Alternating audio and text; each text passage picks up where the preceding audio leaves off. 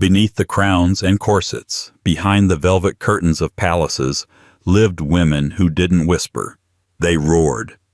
This isn't the fairy tale version of royalty. These were queens, princesses, and duchesses who scorched reputations, shattered etiquette, and made courtiers cry before breakfast. From icy one-liners to full-throttle tirades, these royal women didn't play nice.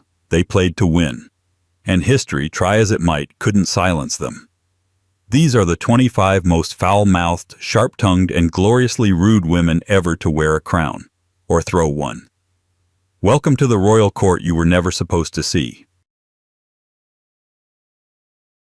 Before we dive headfirst into centuries of royal mayhem, make sure you subscribe, especially if you enjoy history served with sarcasm and a side of scandal. While you're here, drop a comment below. Where in the world are you watching from, and what time is it right now? Midnight in Manchester? 3 a.m. in Texas? We want to know who else is up late digging through the royal archives of rage. 1. Queen Victoria. She did not suffer fools. She did not particularly suffer friends. Queen Victoria, that plump icon of prudery and national mourning, might be the last person you'd expect to unleash blistering rants behind palace walls. But make no mistake, under the widow's weeds and sentimental statues, there beat the heart of a woman with the emotional subtlety of a cannon. Victoria wasn't merely blunt. She was a scalpel dipped in salt water, sharp, surgical, and guaranteed to sting. Her letters are filled with venom wrapped in curlicue script, often addressing those nearest to her with the tenderness of a military tribunal. She once referred to her own children as frog-faced, tiresome, or impossible, sometimes all in the same breath. Lord Melbourne, her mentor, earned her devotion, but even he was once told he was positively wearisome. Her own husband, Prince Albert, found himself on the receiving end of multiple handwritten tirades that would make a German general sweat. When Victoria disapproved of someone, which was frequent, fast, and often final, she did not whisper it behind a fan. She wrote it down in great detail and ensured it reached the appropriate recipient. A diplomat once described being reduced to shivering after receiving a letter from Her Majesty correcting the tone of his last dispatch. He'd gotten the message. No one misrepresented Victoria and walked away with their dignity intact. She had a favorite phrase, "We are not amused." But the real shock is how rarely she actually said it. The truth was worse. When Victoria wasn't amused, she didn't say so politely. She eviscerated. Her outbursts toward her staff were legendary. One footman who clumsily spilled tea was told he was a disgrace to livery. Another was banished from Windsor Castle entirely after failing to warm her gloves. Warming gloves, as it turns out, was not just a task. It was a moral test. One you failed at your peril. Ministers who annoyed her, and there were many, were labeled imbeciles, dangerous meddlers, or men who should never have been born. Gladstone, despite decades of service, she deemed a half-mad fanatic. Her nickname for Disraeli was marginally warmer. That flattering man. She didn't trust flattery, but she tolerated it. Barely. Victoria's private journals read like the world's frostiest burn book. When a lady-in-waiting cried at the news of her fiancé's death, the Queen scribbled, "Unfortunate." But really, one must not lose control in public. There is no known record of Victoria attending a therapy session, but if she had, the therapist might not have survived. And it wasn't just the powerful who bore the brunt of her icy disdain. Her own daughter, Vicky, later Empress of Germany, spent her life being belittled by her mother in stern, condescending letters that treated feelings like a contagious disease. When her son Bertie was caught in yet another scandal, Victoria called him frivolous, idle, and utterly without a sense of duty, and that was one of her gentler assessments. Yet somehow she was loved, or at least respected, because Victoria's insults didn't come from nothing. They came from certainty, from the rock-solid, unshakable belief that she alone held the line between moral order and chaos. She scolded Britain the way a lioness scolds her cubs, loudly, often, and with the firm conviction that she was right. And in her mind, she usually was. But her verbal cruelties weren't always strategic. Sometimes they were petty, personal, and plain vicious. She mocked female politicians as unwomanly and shrill. She dismissed social reformers as distasteful meddlers. And when Florence Nightingale became a national hero, Victoria privately called her tiresome and overstepping. That was her version of applause. Still, there's something weirdly admirable about a queen who never pretended to be nice. Victoria didn't play court games. She didn't flatter. She ruled, and in ruling, she scolded. Her court was not a playground. It was a disciplinarian's drawing room, scented with lavender water and the unmistakable aroma of fear. Toward the end of her life, her tongue softened, but only slightly. She'd grown too old to scold as frequently, though the desire never seemed to wane. On her deathbed, her final words weren't known to be affectionate. Some say she murmured for Turi, her favorite servant. Others claim she just sighed and dismissed the day as beastly tiring.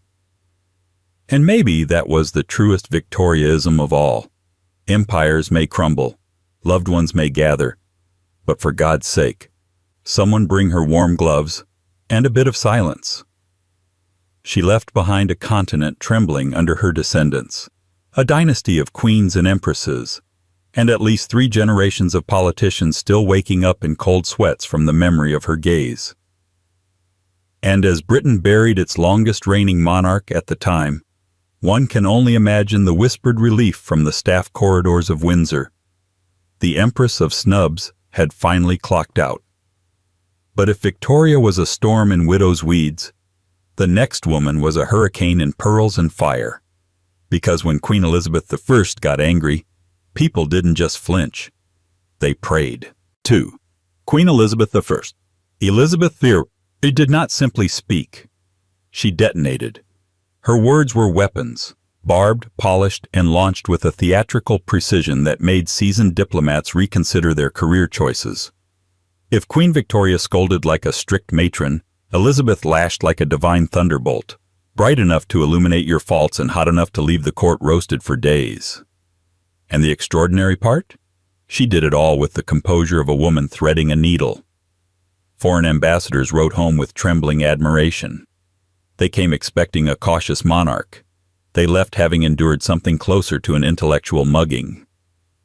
Her Majesty, one ambassador confessed, spoke with such heat that I feared the very tapestries might smolder. The tapestries, fortunately, survived. His self-esteem, less so. Elizabeth's temper was not random chaos. It was performance, controlled fury, tailored to authority. She could pivot from charming court hostess to volcanic critic in a heartbeat. To be summoned before her during a bad hour was to stand at the edge of a cliff while she calmly explained the geological instability beneath your feet. Counselors learned early that disagreeing with her was dangerous territory. She once called William Cecil, her closest advisor, a most pestilent fellow, and a moment later assured him, "You know I love you." This was Elizabeth's emotional style. Insult first, affection later, and God help you if you misinterpreted the order. Her vocabulary of contempt was legendary.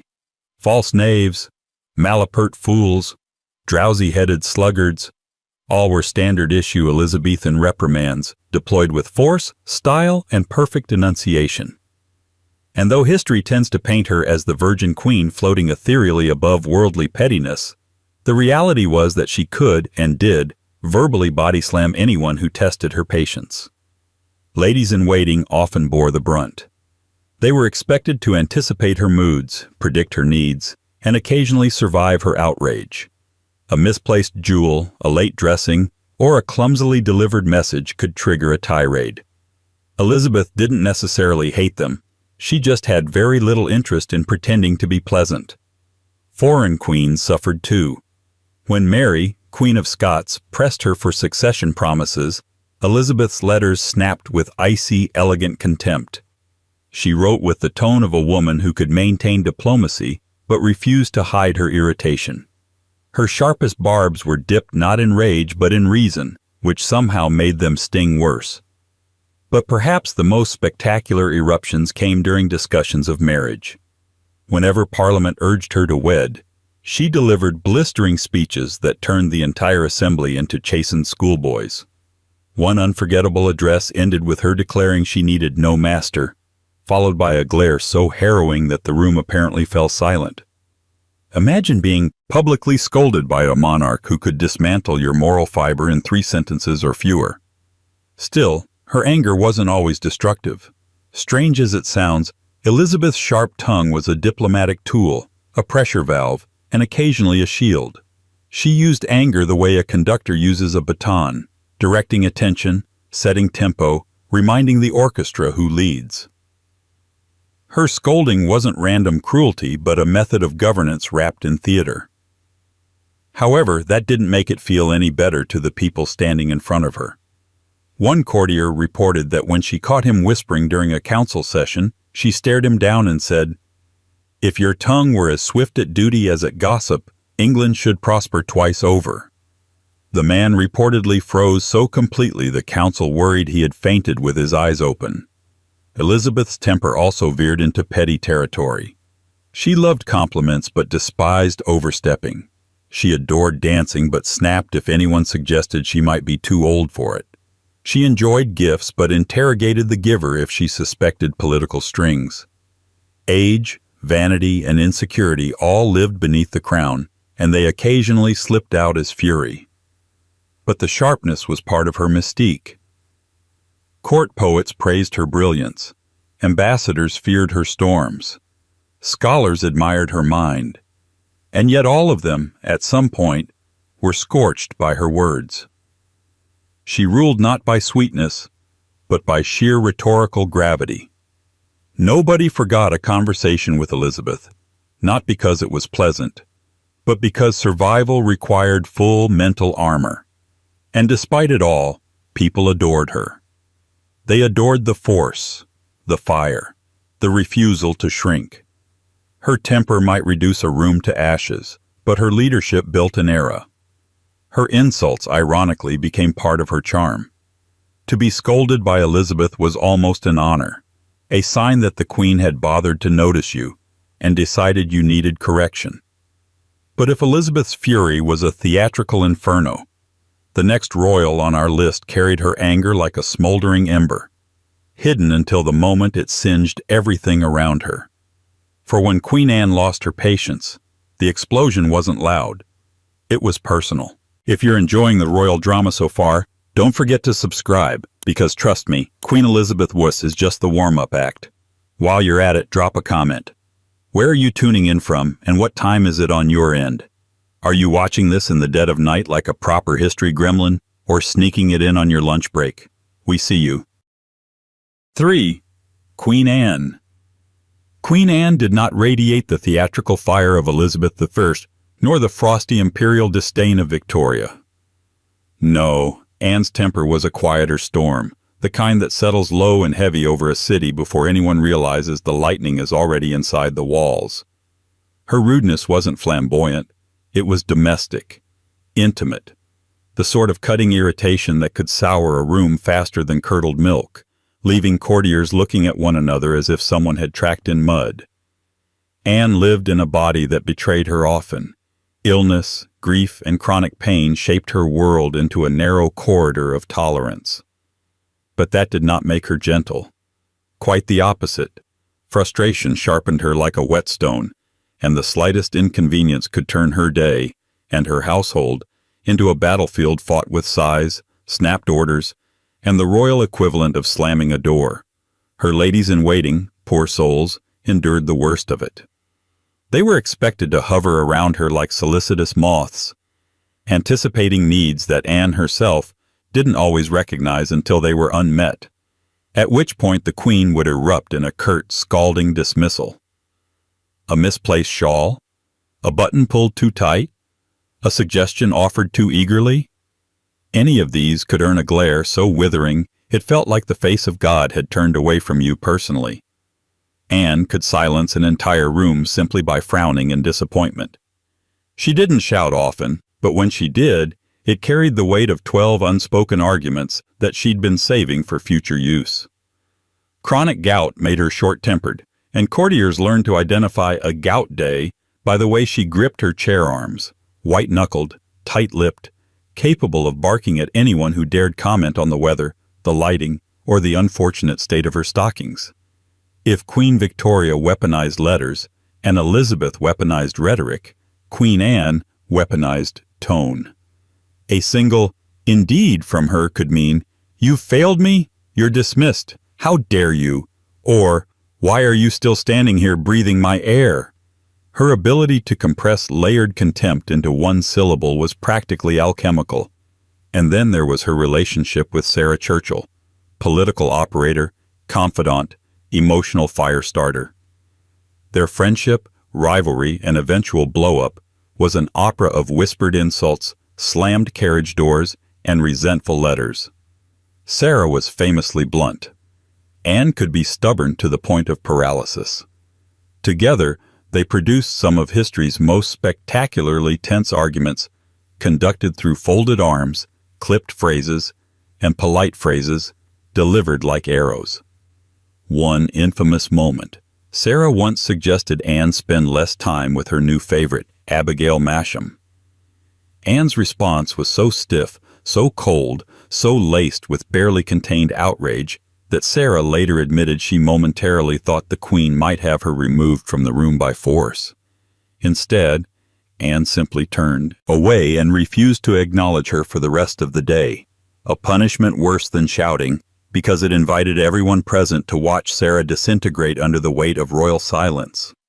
Anne's rudeness was rarely dramatic, but always memorable. Even diplomats noted it. A French envoy wrote that speaking with her was like walking barefoot over scattered pins. One does not know where the next sharpness lies. Yet he also noted that she was unfailingly polite when things ran smoothly. The key problem? Things rarely ran smoothly for Queen Anne. Her staff learned to fear mornings most of all. The Queen often woke irritable, exhausted, and already mid-argument with the universe. Some days she scolded her chambermaids for letting in too much sunlight.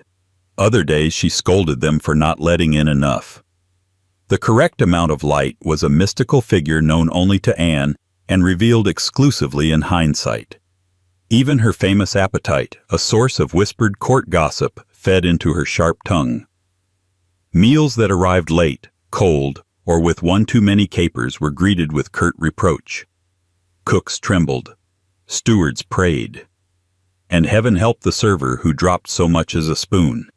Yet beneath the impatience, Anne had a fragile seriousness that made her rudeness oddly human. Her anger was not arrogance. It was weariness. Her harshness masked vulnerability that she never knew how to articulate.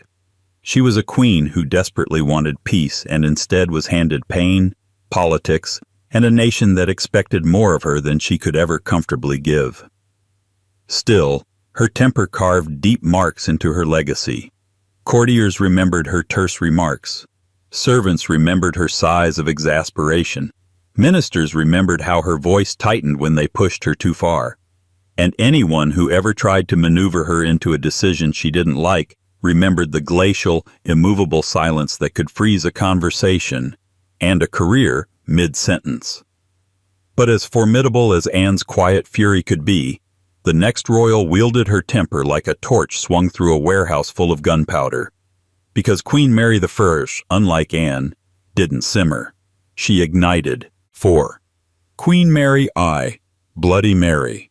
She was England's first crowned queen regnant, and she ruled with the warmth of an iron fireplace. Queen Mary I, the daughter of Henry VIII and Catherine of Aragon, has been saddled by history with a moniker that sticks like wet ash. Bloody Mary. But beneath the ominous nickname and the grim iconography, Mary's temper was not merely notorious for what it allegedly caused. It was remarkable for how precisely, even coldly, it landed, like a judgment you couldn't escape, and frankly, weren't meant to. Mary did not explode often. She didn't need to. Her version of anger was colder than fury and far more dangerous. A steady stream of reproach, pronounced with the moral certainty of someone convinced she'd been appointed by divine right and had been personally insulted by your incompetence.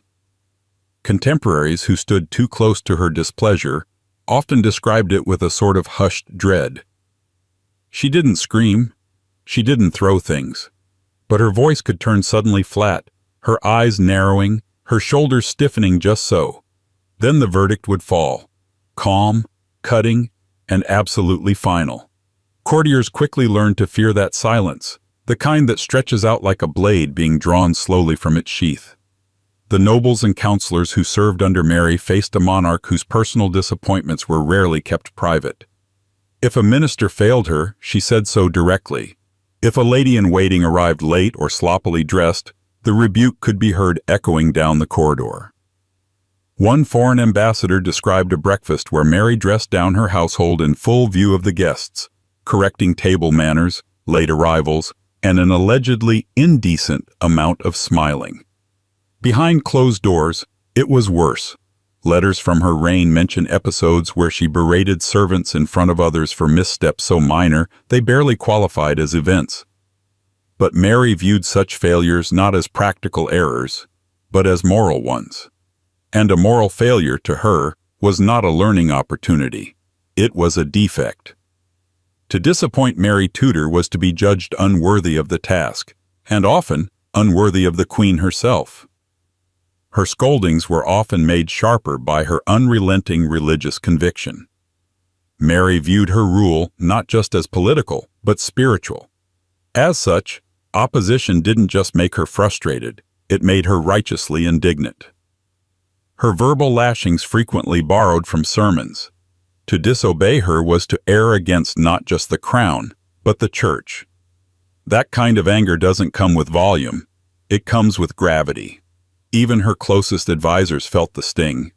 Simon Renard, the imperial ambassador who had more access to Mary than nearly anyone, once confided in his letters that Mary's moods turned on a pin, and that a single disagreement may ice the day. He tread carefully, often diplomatically agreeing with her in person before sending separate advice in writing, where at least her fury couldn't stare him down in real time. Her husband, Philip of Spain, fared no better. Mary adored him. He tolerated her. Their marriage was cold, awkward, and politically expedient. Mary's temper, when it came to Philip, often turned inward, stewing into resentment, bitterness, and long tirades against those she blamed for keeping him away. Ministers reported being summoned late at night to hear complaints about Philip's neglect, his absences, and the conspiracies she believed swirled around them. And yet, for all her intensity, Mary was not devoid of warmth. Those few she trusted, very few, described her as deeply loyal, even gentle in private moments. But the distance between those rare instances and the wrath she directed toward enemies, or staff, was vast. It created a whiplash effect for those within her circle. You were either within the circle of grace or completely outside of it, and she could shift your membership without warning. Even illness didn't soften her. Toward the end of her short reign, Mary became more physically frail, but her tongue retained its edge. One court physician reportedly muttered something under his breath during a consultation and was promptly told by the Queen that mumbling is the defense of liars. It was the last time he failed to speak clearly in her presence. Mary's reign ended in disappointment, illness, and the slow crumbling of her political hopes. But the fear she instilled lasted far longer. Those who served her remembered the sudden silences, the public humiliations, the glare that could chill a room, and the heavy sense that you were always one mistake away from judgment. But if Mary's wrath came from divine conviction and personal betrayal, the next royal made rudeness a domestic sport.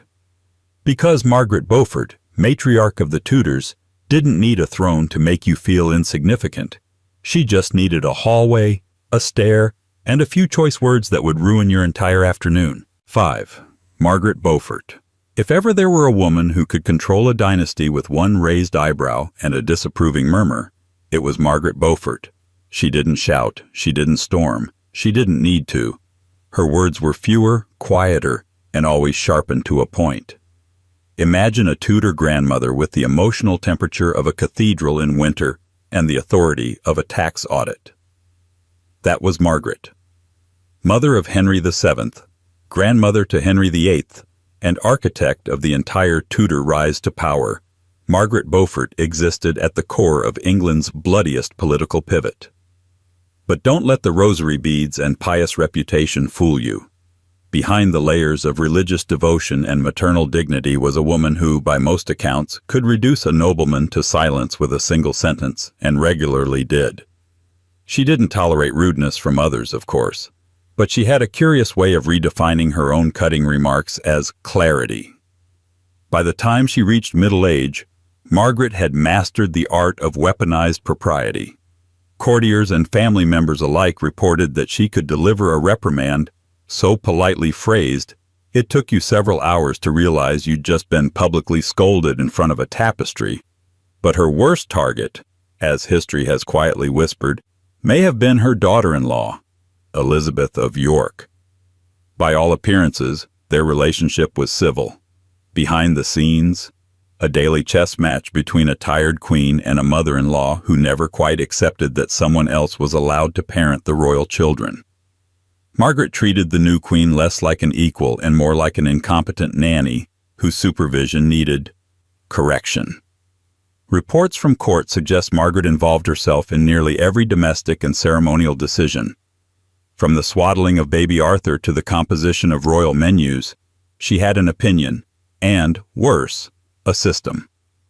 Servants were instructed to follow Lady Margaret's method, and those who deviated discovered exactly how much scorn a holy matron could compress into a single sideways glance. Despite never claiming the title of queen, she insisted on being treated with royal dignity. She signed documents with queenly stylings.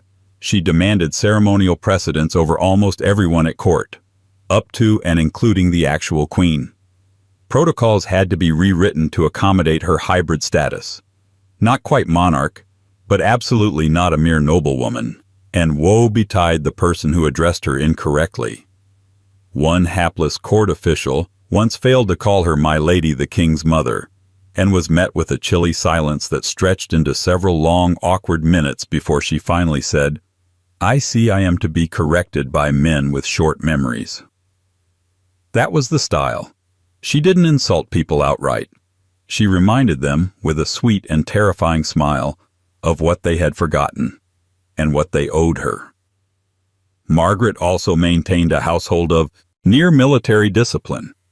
Her personal staff worked under strict codes of conduct, many of them recorded in writing. Silence during meals, swift obedience, letters written in formal hand.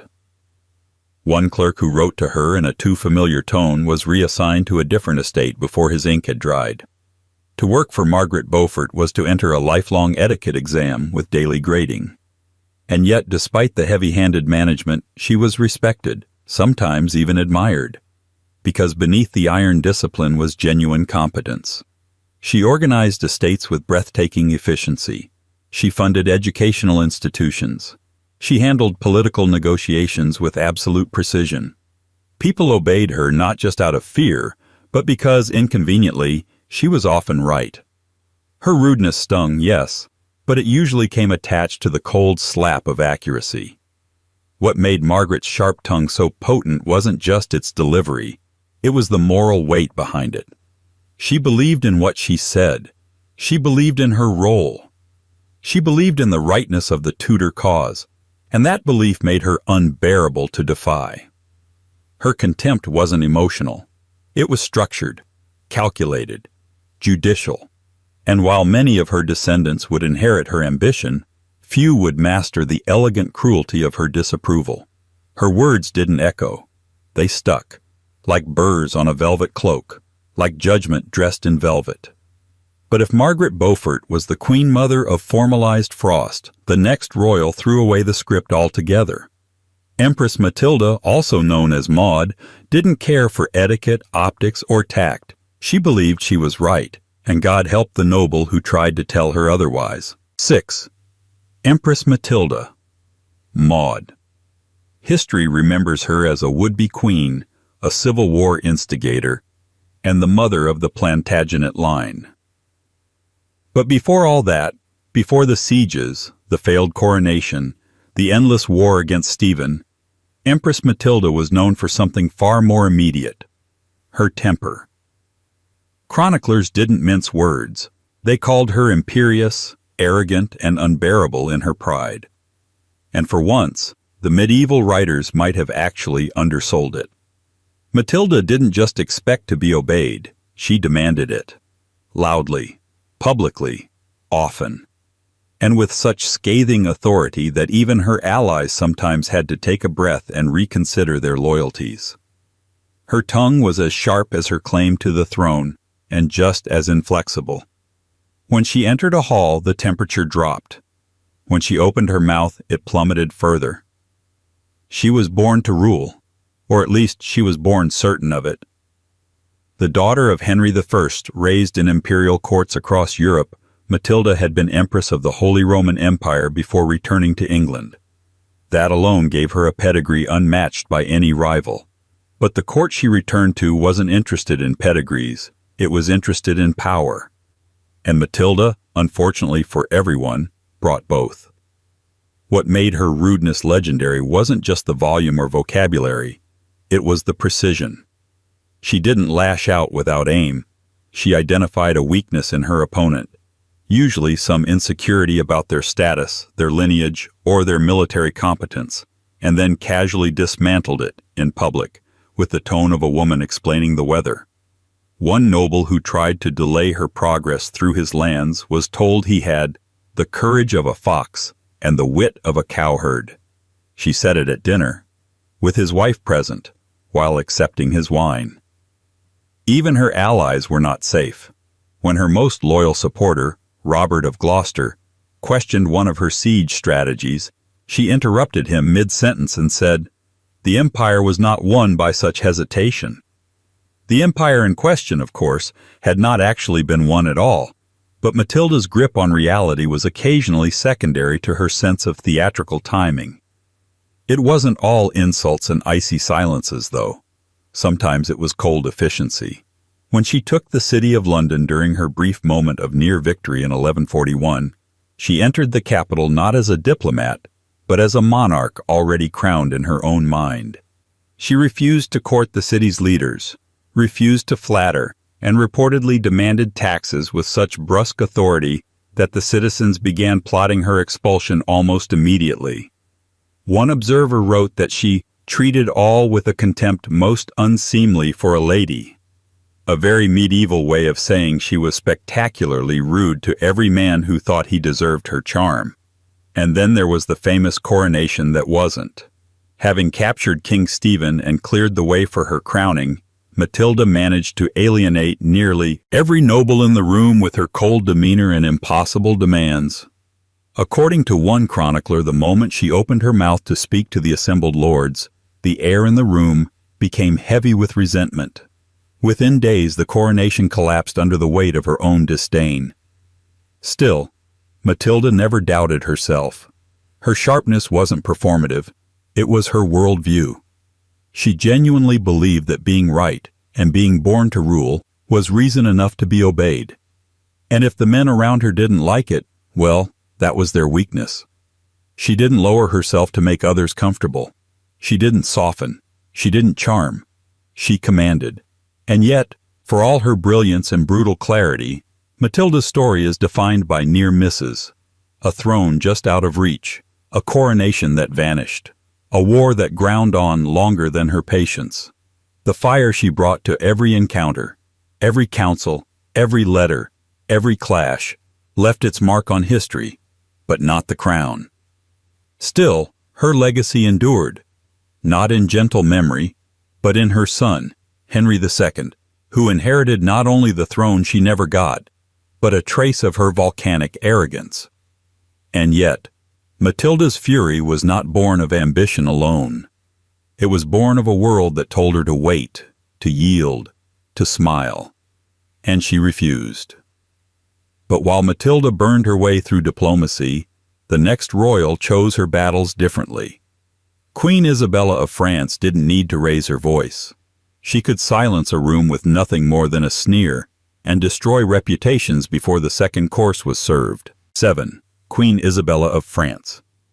They called her the she-wolf of France, not for her elegance, which was considerable, nor for her beauty, which was undisputed, but for her cold-blooded precision, and the way her fury always arrived dressed in silk, carrying a blade of words sharper than anything forged in steel.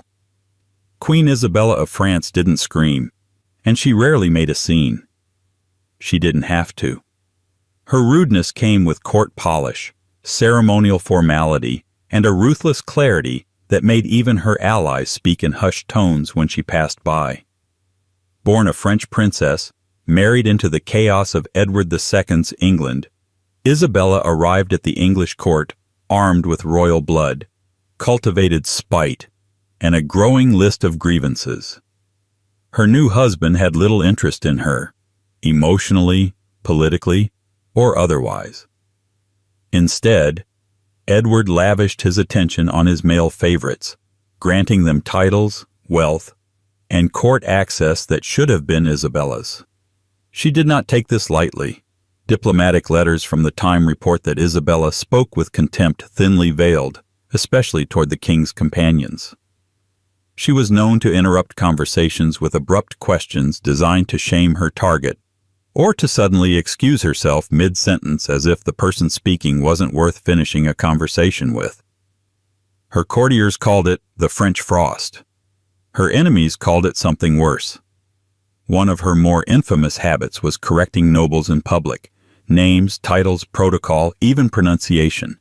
She once corrected a bishop's Latin during a blessing, prompting him to go pale and lose his place in the sermon. A chronicler noted that the queen smiled like one who had just witnessed something distasteful and would now be taking her leave forever. Her disdain for Edward's inner circle, especially Piers Gaveston and later Hugh Despenser, was not only open but lethal to their reputations. In court she referred to them with mocking diminutives, and during ceremonies she made a habit of turning her back when they entered the room. At one feast she allegedly asked aloud, within earshot of the entire court, "Must we share every meal with such parasites?" Edward ignored her, but the court didn't. Every fork paused, every eye turned. But Isabella's sharpness wasn't all interpersonal. She was a diplomat in her own right, and had little patience for male counselors who assumed otherwise. She once scolded an ambassador from Aragon who dared speak over her, pausing only long enough to say, "If you speak to me as to a servant, you shall be answered as by a sovereign." The man reportedly bowed so low upon leaving the chamber that he backed into a tapestry and tangled himself in it. Her rudeness was, in many ways, her armor. The English court expected pliancy in its queens, decorum, sweetness, and preferably silence. Isabella offered none. She was elegant, yes, and impeccably dressed, but the smile was calculated. The charm was conditional. Her temper didn't explode, it calcified. She could humiliate a baron without raising her voice. She could command a room without standing. After years of being sidelined, Isabella eventually reached her limit. She left England under the pretense of diplomacy and returned with an army, and her lover, Roger Mortimer, at her side. But long before the swords were drawn, she had already dismantled Edward II's court with her tongue.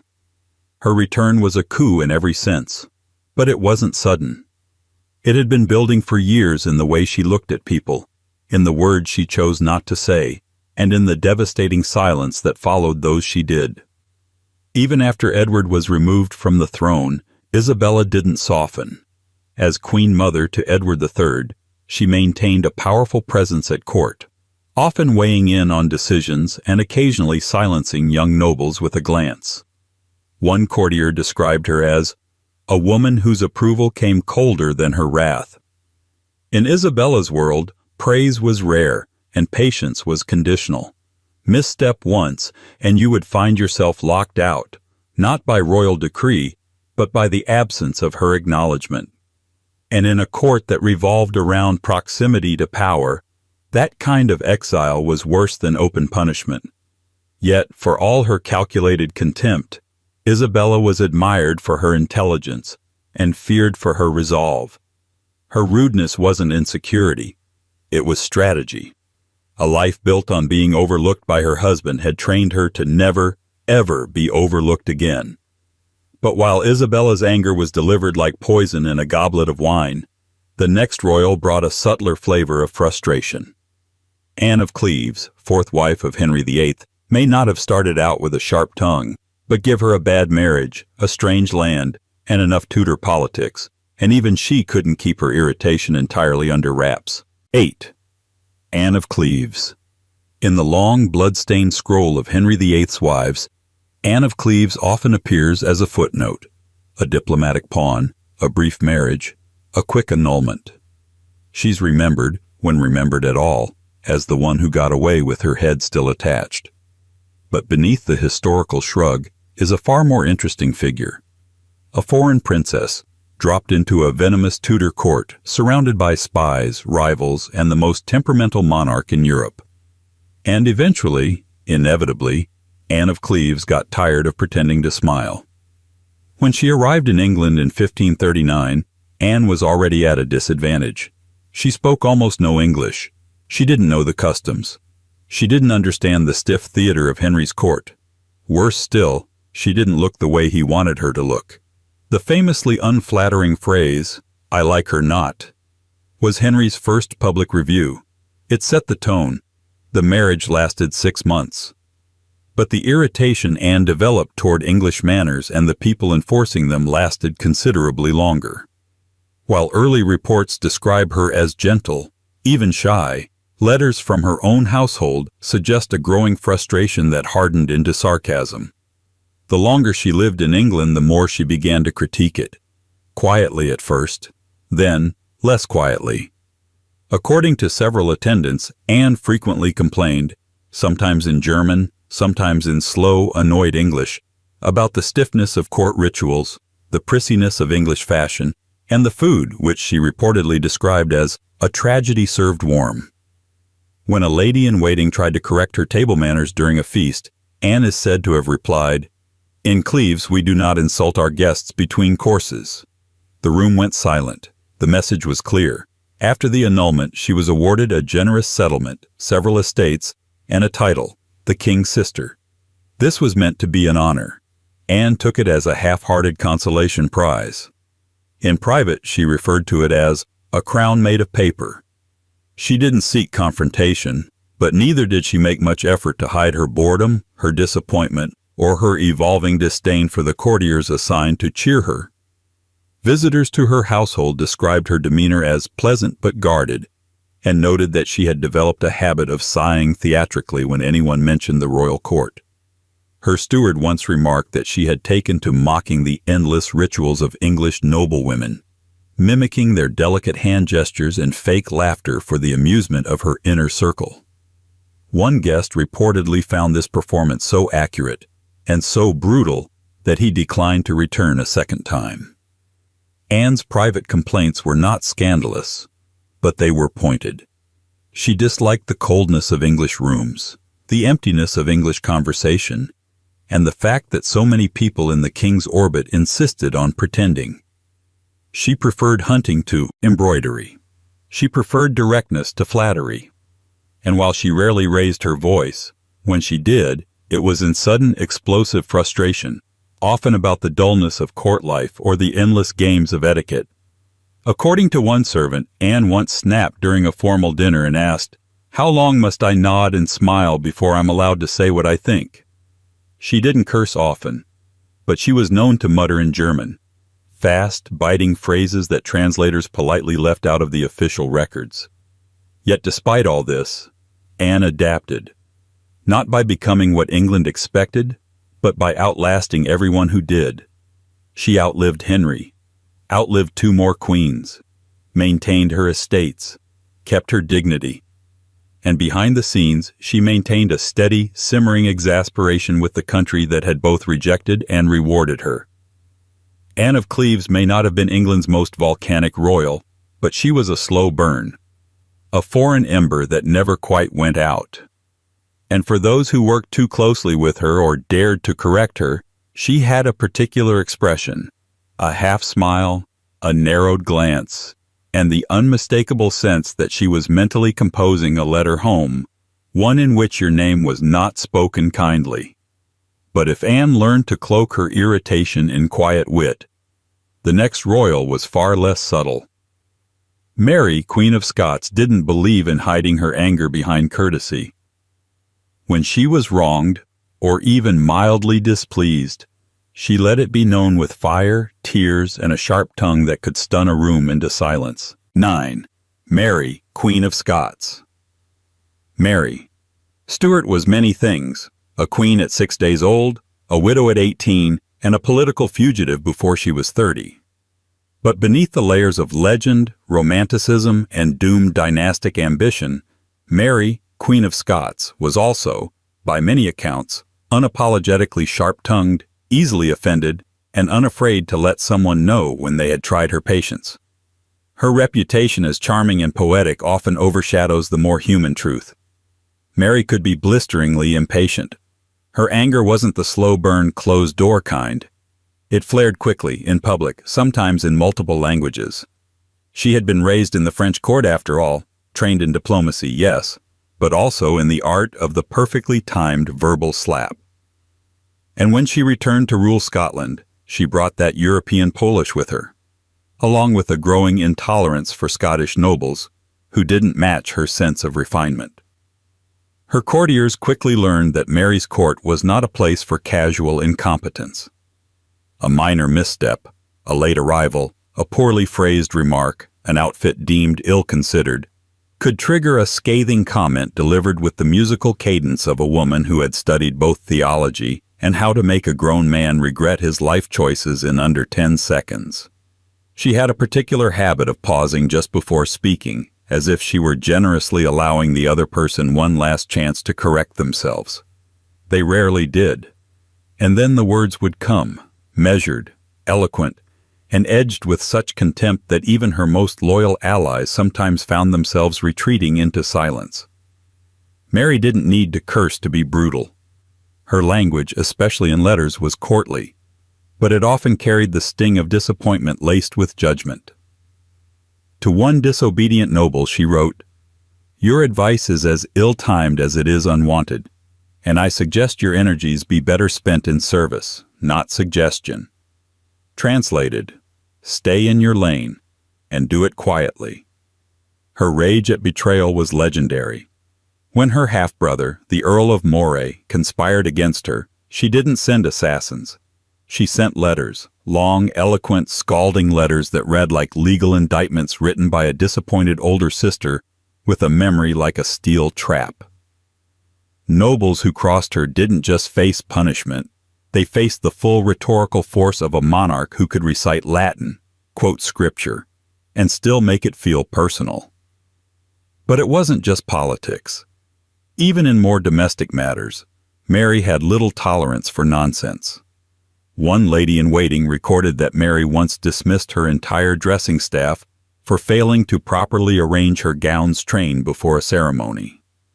"I will not be made to look like a butcher's wife on Coronation Day," she reportedly snapped. The staff was reshuffled the next morning. Mary's frustration often came from a sense of being hemmed in by advisors, by expectations, by the rules of queenship in a country not quite ready for a Catholic woman with opinions.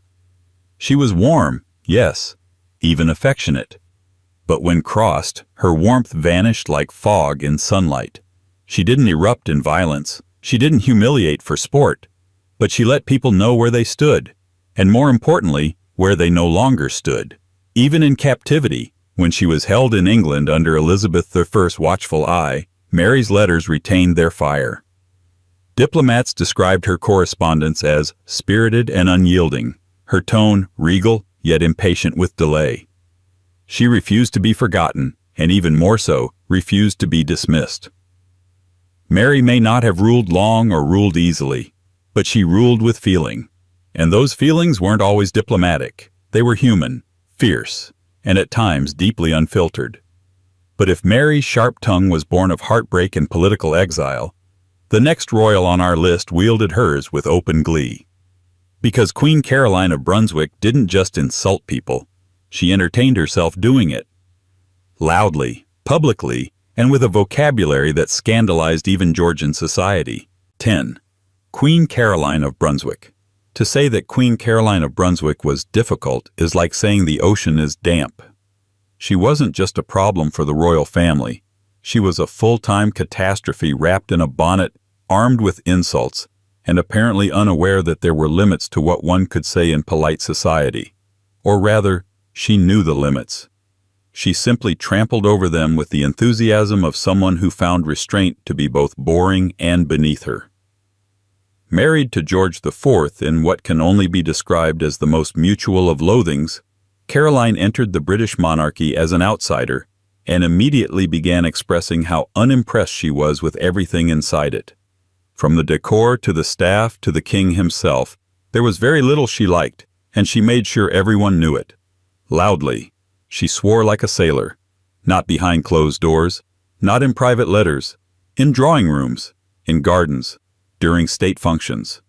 One courtier described her as a woman whose words were unguarded, unladylike, and delivered with the confidence of a general. Another called her a walking scandal. To be fair, that second one might have been from George himself. Caroline had no time for etiquette. She mispronounced the names of nobles on purpose. She called her ladies-in-waiting geese, if they annoyed her. She reportedly referred to one visiting bishop as that wet sock of a man, because he refused to sit next to her at dinner. At a public reception, she once introduced an ambassador's wife as the one who thinks too highly of herself and not enough of soap. The ambassador did not return. Her relationship with George IV was a symphony of mutual contempt. From the day they met, when George reportedly demanded brandy just to get through the wedding ceremony, Caroline made it clear she had no patience for his pretensions. She called him fat. She called him vain. She once referred to him as my porpoise in velvet. This was not whispered in private. She said it within earshot of staff. And when George tried to keep her away from court, she responded by hosting her own rival events, loudly declaring them less polished but more fun. But it wasn't just George she targeted. Caroline had little regard for the stiff, rule-bound rituals of the British aristocracy. She ignored court dress codes, spoke over important guests, and insisted on surrounding herself with people who amused her, often at the expense of those who didn't. At one party, she reportedly told a duke he was only here because the invitations got mixed up. He left early. She didn't notice. Caroline's vulgarity was almost a political statement. She refused to behave the way a queen was expected to, and in doing so, accidentally became something of a symbol for the public, at least the part of the public that also resented George's expensive tastes and never-ending demands for money. Crowds cheered her antics. Satirists adored her. Newspapers turned her insults into headlines. She was infuriating, unpredictable, and impossible to ignore. And she liked it that way. Her defiance wasn't just personal, it was performative. She made a spectacle of herself, partly out of revenge, partly out of instinct, and partly because she just found it all so deeply ridiculous. But while Caroline wielded her rudeness like a fan at a hot dinner party, waving it for dramatic effect, the next royal turned it into high art. Princess Margaret, Countess of Snowdon, didn't raise her voice. She didn't need to. She just looked at you like you'd already failed, and then made sure you knew exactly why. 11. Princess Margaret, Countess of Snowdon. Princess Margaret didn't yell. She didn't need to. She mastered a very different kind of brutality, the elegant kind, laced with diamonds and disappointment. If Queen Caroline was chaotic energy in lace gloves, Margaret was a scalpel in silk. Her insults were quieter, but far more fatal. They didn't just wound your pride, they made you rethink your life choices. The younger sister of Queen Elizabeth II, and forever trapped in the shadow of duty she didn't choose, Margaret turned condescension into a second language. And she was fluent. Her mere presence could silence a room, not with authority, but with a well-timed glance, a sigh, and a sip of whiskey that suggested everyone present had already lost her interest. She had a gift for the dismissive one-liner, the kind of comment that would sound harmless if written down, but in the moment, with her tone and timing, would send seasoned courtiers into existential spirals. She once looked a young staff member up and down and said, "Are you new or just poorly dressed?" The question was never answered. It didn't need to be. Margaret's impatience was not theatrical but steady, like background radiation. She had no time for inefficiency, fawning, or delay. A staffer who once brought her the wrong brand of mineral water was subjected to a full minute of silence, followed by the words, "Let's try that again, shall we?" The moment became palace folklore. New hires were warned. If she pauses before speaking, you've already failed. Unlike her sister who played the role of monarch with quiet endurance, Margaret seemed to relish her ability to shock and correct. She often acted as if politeness were an outdated fashion she'd decided not to bring back. Once, when asked at a formal dinner if she'd like a vegetarian option, she reportedly said, "I didn't fight my way out of the womb to eat lettuce." Laughter followed, but no one asked again. Those close to her knew there was a deep loyalty behind the frost, but the warmth had to be earned, carefully. She could be affectionate, generous, and wildly funny with people she liked, but if you fell out of favor, the temperature dropped immediately. Conversations became clipped. Invitations stopped arriving, and if you were really unlucky, she might describe you to others with a single, cutting phrase that would follow you for years. She called certain aristocrats decorative but dim. She once referred to a rising politician as ambitious in the wrong direction. And when a royal photographer annoyed her during a shoot, she snapped, "You're awfully bold for someone behind the camera." He didn't take another photo for hours. Margaret didn't care for public pretense. She hated small talk and wasn't shy about showing it. She had a habit of walking away mid-conversation when she got bored, sometimes in the middle of someone else's sentence. At diplomatic events, she sometimes corrected protocol officers, not kindly, not quietly, but with a tone that made it very clear she expected better and could not believe she had to say so out loud. Even those who admired her struggled to keep up. She moved through life like a royal storm, perfectly styled, never late, and frequently impossible. And perhaps most unnerving of all, she rarely apologized. If she insulted you, it was probably on purpose. If she didn't, it might have been worse, because it meant you weren't worth noticing. But if Margaret's cruelty was elegant and icy, the next royal on our list wore her sharpness with a different kind of grace. Queen Alexandra knew how to smile sweetly while cutting deep, often without raising her voice, but always with precision. Because some queens correct with command. Alexandra corrected with charm so precise it hurt. 12. Queen Alexandra. Queen Alexandra moved through the world like a porcelain swan, regal, radiant, and seemingly delicate. But beneath the lace gloves and serene expressions lived a woman who could fillet your pride with a few well-chosen words and never once disturb the gentle drape of her silk gown. Her elegance wasn't just aesthetic, it was tactical, and her sharpness came not from rage, but from a quiet refusal to tolerate incompetence, disloyalty, or worst of all, mediocrity. She was married to Edward VII, a man whose personal life was expansive. While he was out enjoying his extended social duties, Alexandra built a fortress of dignity around herself and maintained it with iron discipline. Publicly adored and almost mythically graceful, she knew how to hold court with a smile. But behind the scenes, that smile could disappear in an instant, replaced with a clipped tone and an arched brow that could reduce even the most seasoned courtier to mumbling apologies. Alexandra wasn't the type to shout across a room. She didn't need to. Her displeasure was felt like a shift in barometric pressure. One minute the drawing room would hum with polite conversation. The next, someone would say the wrong thing, or arrive 5 minutes late. and a chill would settle over the entire gathering. It was subtle, impeccably timed, and unmistakably her doing. Those close to her, staff, friends, even family, described her as meticulous and deeply exacting.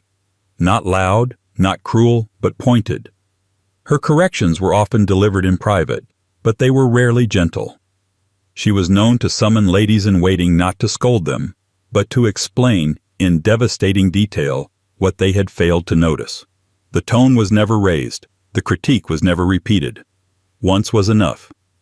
She had a particular distaste for flattery, especially when it was poorly executed. When a visiting noble tried to compliment her appearance by referencing her age, she replied, "You are either blind or a fool, and I cannot say which is more offensive." The noble laughed, assuming it was a joke. It wasn't. Alexandra had already moved on. Even her daughters weren't exempt. One anecdote describes a family tea during which a young princess expressed frustration with a guest. Alexandra, without even looking up from her embroidery, said, "If you cannot find your manners, I suggest you lose your voice as well." The child reportedly didn't speak again until dessert. Her correspondence, usually written in flawless, looping script, revealed more of the same. She had a habit of underlining words not for emphasis, but for subtle rebuke. "I trust your judgment," underlined 3 times, did not mean she trusted it. It meant she expected better. Her letters were studied by recipients like scripture, combed for tone, subtext, and signs of favor or disapproval. Alexandra's brand of rudeness was rooted in expectations. She expected excellence, composure, and discretion, and when these were not delivered, she made her disappointment known with surgical clarity. A guest who overstayed their welcome might receive a parting remark like, "I do hope your journey home is shorter than your stay." Said with a smile, of course, but never forgotten. And yet, despite her barbed wit and unrelenting standards, Alexandra remained beloved. Possibly because of her precision. She was never erratic, never cruel without reason. She didn't pick fights. She simply ended them. With a word. With a look. Occasionally, with a sentence so perfectly constructed that it could have been chiseled onto the gates of Buckingham Palace as a warning to the ill-mannered. But where Alexandra cut with quiet elegance, the next royal in line came in like a gust of unfiltered wind. Queen Adelaide wasn't interested in poetry or subtle put-downs. When she was annoyed, you knew. Her words didn't wound politely. They arrived with the force of a door slammed in your face, and the handle snapped off behind it. 13. Queen Adelaide history remembers Queen Adelaide as devout, modest, and ever proper, the pious consort to the erratic King William IV, and a woman whose name has been politely attached to cities, ships, and colonial outposts. But behind the altar of good reputation lies a lesser-known reality. Adelaide had a temper, and not the brooding, poetic kind. Hers was crisp, immediate, and unfiltered, a sort of aristocratic honesty with sharp edges. She didn't explode often, but when she did, it was the sort of dignified eruption that left people stunned, confused, and instinctively apologizing for things they didn't do. Adelaide's rudeness didn't come from vanity or whimsy. It came from order. She had a fierce sense of rightness, moral, domestic, procedural. Everything had its place, and when things slipped out of alignment, whether it was a teacup set incorrectly or a courtier whispering too loudly during prayers, her patience snapped like a harp string. Quiet one moment, cutting the next. A lady in waiting once described the Queen's presence as a gust of cold air beneath a lace curtain. Elegant, yes, but brisk enough to make you stand up straighter and reconsider your tone. One misstep in her presence could invite a verbal correction delivered in a voice barely above a whisper, but somehow louder than a shout. Her words didn't rise, they sank, right into your confidence. Servants walked carefully around her, not because she was cruel, but because she noticed everything.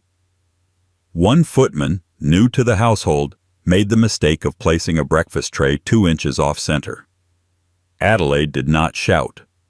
She simply looked at the tray, then at him, and said, the Queen of England is not partial to crooked mornings. He reportedly never misplaced another item again. Her expectations extended to everyone: family, staff, even clergy. Once, when a bishop failed to kneel at the appropriate time during chapel, Adelaide was seen leaning forward in her pew and stating, not loudly but firmly, "Even the proudest men must bow eventually." The bishop obliged, albeit with some visible confusion. Her disdain for disorder extended to court protocol as well. She loathed sloppiness in dress, irreverent laughter, and anything she deemed unseemly. When a noblewoman arrived late and out of breath to a royal function, Adelaide met her with the words, "It seems your clock and your corset are both untrustworthy," delivered without humor, with a nod. And then she moved on. Yet, she was not unkind, just easily and visibly disappointed. Guests who tried to charm her with idle flattery often found themselves dismissed with an expression best described as diplomatic exhaustion. Her smiles were rare but meaningful. Her praise, when it came, was remembered for years. But so were her rebukes. Once, when a young courtier tried to curry favor with a too familiar joke about the king, Adelaide looked at him and said, "Wit should never come at the cost of dignity." The courtier laughed nervously. She didn't. Adelaide's temper was rooted in her unshakable sense of duty, decorum, and the belief that the royal household was a reflection of divine order. Anything less than perfect was a blemish, not just on the monarchy, but on morality itself. And when morality felt endangered, so did the calm of every room she entered. Behind the scenes, her staff learned to develop a near-psychic anticipation of her preferences. Flowers had to be arranged serenely, meals served without fuss, and letters written with clarity and calm. One poor valet, after fumbling a candlestick, was not dismissed, but rather informed. "Your nerves have no place near flame or sovereign." A poetic way of saying, "You're lucky to still be here." But while Adelaide's discipline carved a court of clockwork manners, the next royal on our list made no effort to soften, disguise, or dress up her fury. Queen Isabella of Angoulême, wife of King John, didn't believe in temper management. She believed in public shaming, personal domination, and unleashing her rage with medieval efficiency. 14. Queen Isabella of Angoulême. If there were ever a royal who made rudeness into a reigning philosophy, it was Queen Isabella of Angoulême. Wife of King John. Yes, that King John. The one who lost the crown jewels in a swamp and inspired every villainous version of royalty from here to Sherwood Forest. Isabella wasn't content to simply exist beside chaos. She contributed to it, shaped it, and often accelerated it with a verbal edge that even hardened barons found difficult to endure. Born into French nobility and thrust into the volatile English court at the tender age of 12, Isabella didn't ease her way into royalty. She arrived like a lightning strike and never fully calmed afterward.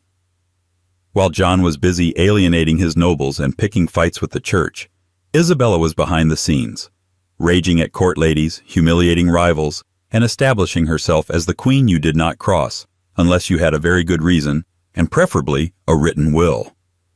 Chroniclers of the time were not kind to her, but not even they could deny her sheer force of presence.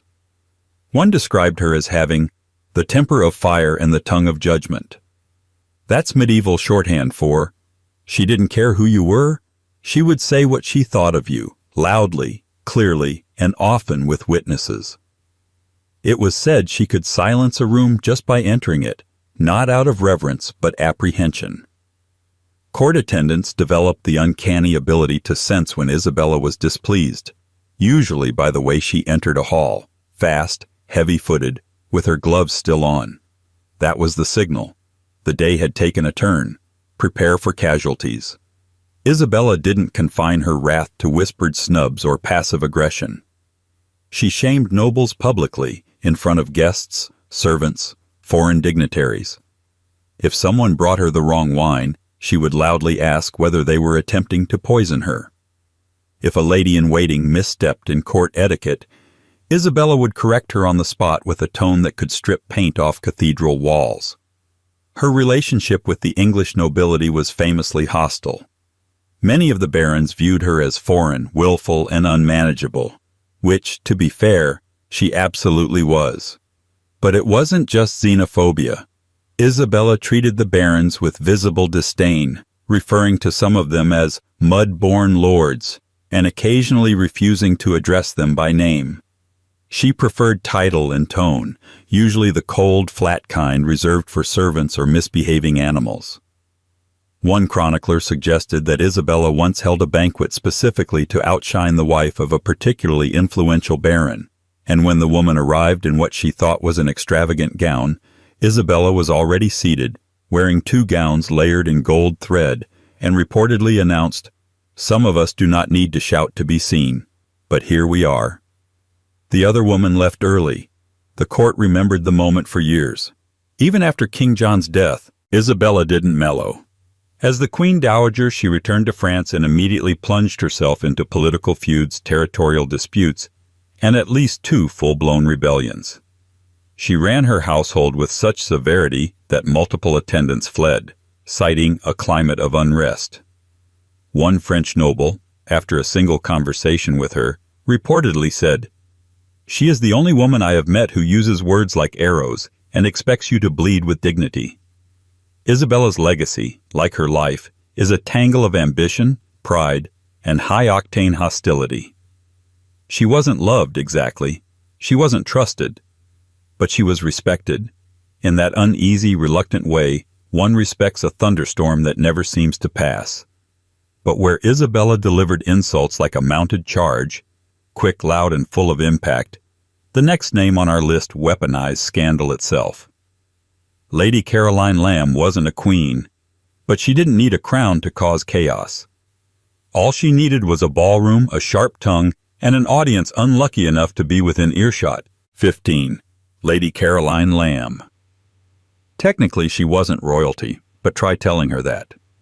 Lady Caroline Lamb may not have worn a crown, but she waltzed through England's aristocratic circles with the confidence of someone who believed she could outwit half the nobility and outcurse the other half, and she often did. A niece of the Duke of Devonshire and married to William Lamb, future Prime Minister, she was firmly tethered to the royal orbit. But she moved through it like a comet, bright, loud, disruptive, and leaving behind a long trail of whispered stories and shattered social expectations. To be clear, Caroline didn't just speak her mind, she launched it, full velocity, into whatever room she was in. Her temper was as famous as her literary aspirations, and her vocabulary, when irritated, was more explosive than poetic. She once called a duchess an overdressed pudding with opinions, and that was at a children's event. On more formal occasions, she was known to shout across drawing rooms, interrupt conversations she found boring, and correct people in front of crowds. Not to embarrass them, she claimed, but because someone must have the courage to say what others are whispering. She had no filter, and perhaps no desire for one. If she disliked you, she'd make sure you found out quickly, and probably in front of others. A courtier who tried to outmaneuver her in a conversation was, in her words, like a goose lecturing a hawk on how to fly. If a hostess invited her to an event she found dull, Caroline might attend anyway, just to walk out after the first course and claim she had lost interest in the company but not in the wine. Her most famous target, however, was Lord Byron. Yes, that Lord Byron. Their whirlwind affair ended in chaos, scandal, and more than a few memorable quotes. After he dumped her, Caroline famously described him as mad, bad, and dangerous to know, a line that made it into every biography and half the romantic imagination of England. But what people forget is what she said afterward, at a dinner party, to a guest who brought up his name. "If I ever marry again, it will be to a statue, cold, unresponsive, and easier to break." While other women of her station maintained civility at all costs, Caroline practically hunted down conflict. She attended royal receptions uninvited. She cornered people she disliked in hallways and corrected their behavior in front of stunned footmen. She once described Queen Charlotte as a dried fig wrapped in pearls, a comment that, unsurprisingly, did not earn her many favors at court. Her staff endured her moods with a mixture of admiration and fear. Servants were often barked at, sometimes praised, occasionally dismissed on the spot if they rolled their eyes at the wrong moment. Her letters to friends, when not filled with literary ambitions, were jammed with critiques of everyone around her, their fashion, their grammar, their dance, technique. No detail was too small to insult, no reputation too polished to scratch. And yet, for all her chaos, Caroline was deeply intelligent. Her outbursts were not mindless. They were precise, performative, sometimes even rehearsed. She saw herself as a disruptor, someone sent into the stiff world of British high society to stir the pot. And she did, gleefully, for as long as anyone would let her. Eventually, her public antics became too much even for those who had once found her amusing. She was gradually edged out of polite society, but never quietly. She once stormed out of a ball declaring, "If you people are the future of England, I shall begin drinking heavily for the past."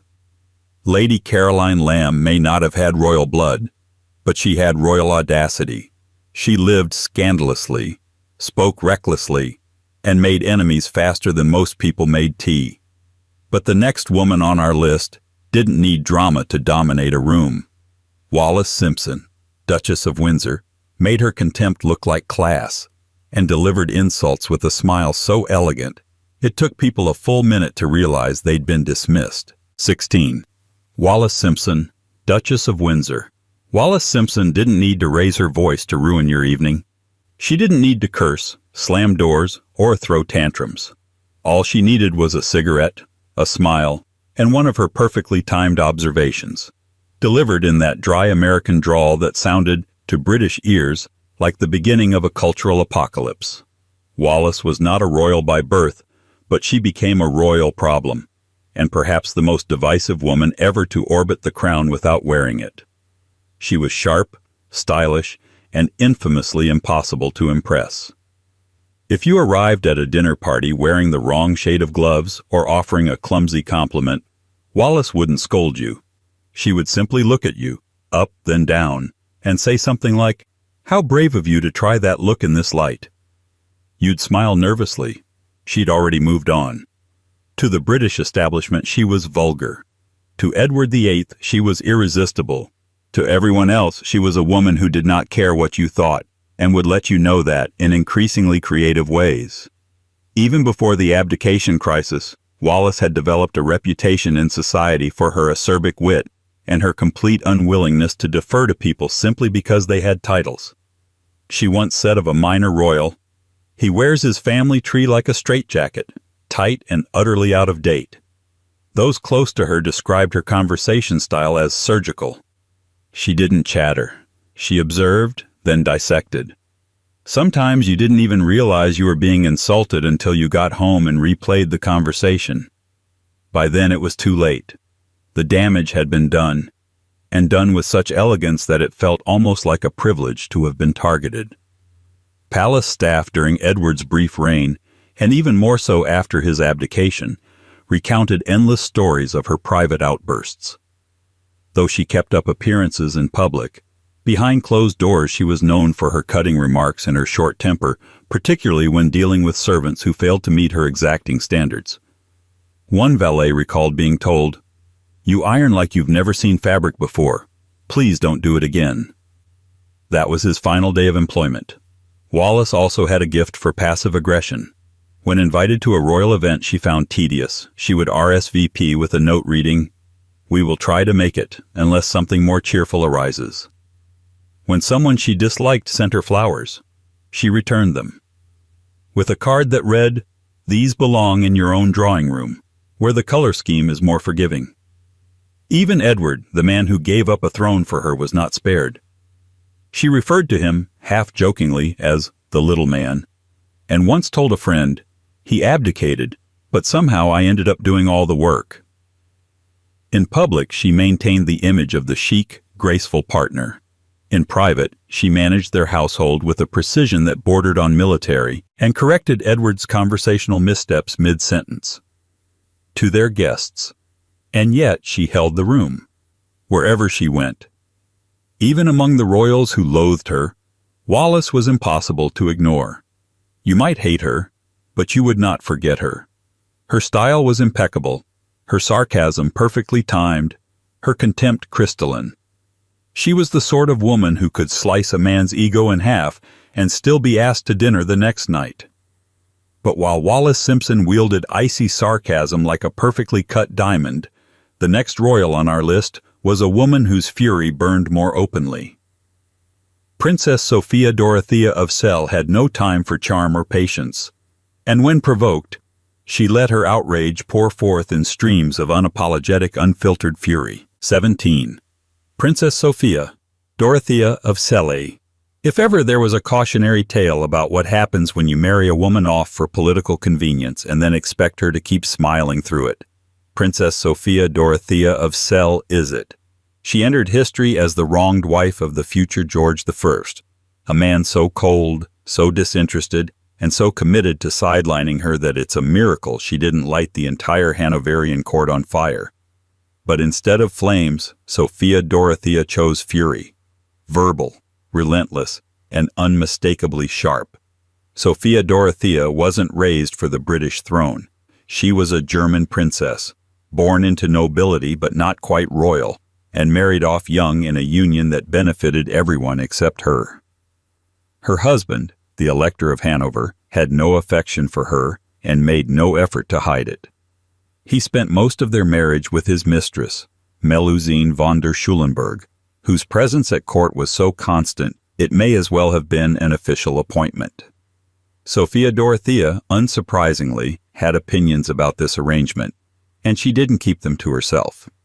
She developed a reputation early for what diplomats politely referred to as blunt speech.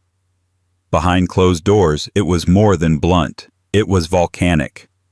Court reports describe her as vehement in her displeasure, prone to lashing out at servants, ladies-in-waiting, and occasionally foreign dignitaries who had the misfortune of catching her in a mood. And her moods, it turns out, were numerous and easily triggered.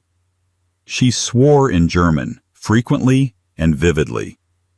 If you happened to understand the language, it was hard not to flinch. Her fury was theatrical. It didn't just simmer. It arrived in full, with slammed doors, shouted accusations, and the kind of insults that left reputations limping for weeks. She once called a visiting noblewoman a painted toad with pearls, and reportedly said of her husband, "He has the soul of a banker and the face of a dried fish." She said this not in private, but at a public supper after 2 glasses of wine, in full earshot of half the court. Servants, it was said, developed a sort of radar for her temper. If she walked into a room too quietly, it meant trouble. If she paused before speaking, it meant something or someone had already disappointed her. Her verbal precision made her feared by those closest to her. One lady-in-waiting wrote that Sophia Dorothea could dress you down without once raising her voice, but with such contempt that one longed to vanish through the floor. Her most famous outburst came during one of many confrontations with her husband. After being accused of emotional coldness, she is said to have thrown a glass across the room, not at him, but near enough to make the point, and shouted, "You mistake tolerance for affection. I have given you too much of the former, and none of the latter." He reportedly left the room. She stayed, furious, but victorious. Of course, her outspokenness didn't win her many allies. She was eventually accused, dubiously, of having an affair with a nobleman, and was imprisoned for the rest of her life in the castle of Alden. For over 30 years, she lived in isolation, kept from her children and her titles, silenced by decree if not by will. But even then, even in exile, her sharpness survived. Letters smuggled out from her confinement were filled with sarcasm, bitterness, and unmistakable jabs at the family that had locked her away.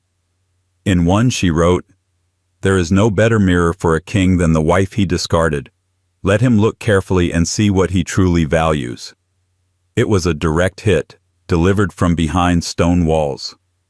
Sophia Dorothea may have died out of sight, but she never faded. Her anger, righteous and unfiltered, still echoes through the archives. And the next woman on our list shared something of that fury, only cloaked in religious piety and a queen's crown. Mary of Modena, consort to James II, may have appeared holy, but behind that pious expression was a woman whose tongue could scorch a court when provoked. 18. Mary of Modena. She was supposed to be the quiet one, the devout one, the uncontroversial Italian Catholic queen who, by marrying James II of England, would bring grace, piety, and a touch of continental elegance to the stormy politics of the late Stuart court. And in many ways, Mary of Modena delivered exactly that, on the surface. But beneath the layers of lace, incense, and soft-spoken religiosity was a woman who did not suffer disruption, did not tolerate disrespect, and absolutely did not remain silent when provoked. Mary's reputation for holy endurance was not entirely wrong, but what the court often forgot, and what her attendants never did, was that her faith came with fire. And that fire found its voice in scathing rebukes, icy corrections, and the kind of verbal authority that made even senior courtiers fumble their words. She wasn't dramatic. She didn't throw fits. What she did was worse. She scolded with moral clarity, the kind of clarity that left the listener feeling not just corrected, but vaguely damned. Her temper, when it surfaced, was not wild but terrifyingly focused. A misplaced bow, an ill-timed remark, or a servant arriving 3 minutes late could trigger what her ladies-in-waiting came to call the Modena moment.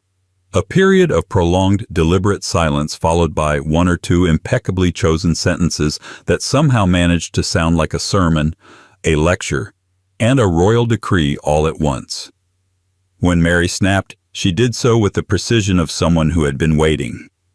One courtier described the experience of being on the receiving end of her disapproval as like hearing your own eulogy from someone who still expects you to serve lunch afterward. There was no yelling, just tone, and the tone was devastating. She particularly disliked frivolity. If a noblewoman made a crude joke or laughed too loudly, Mary would pause, tilt her head slightly, and say something like, "Let us pray the angels do not share your sense of humor." If a servant spilled wine, she didn't shout. She simply stood up from the table and left the room. The entire meal would end with her exit. That was her style. She didn't argue. She rendered judgment.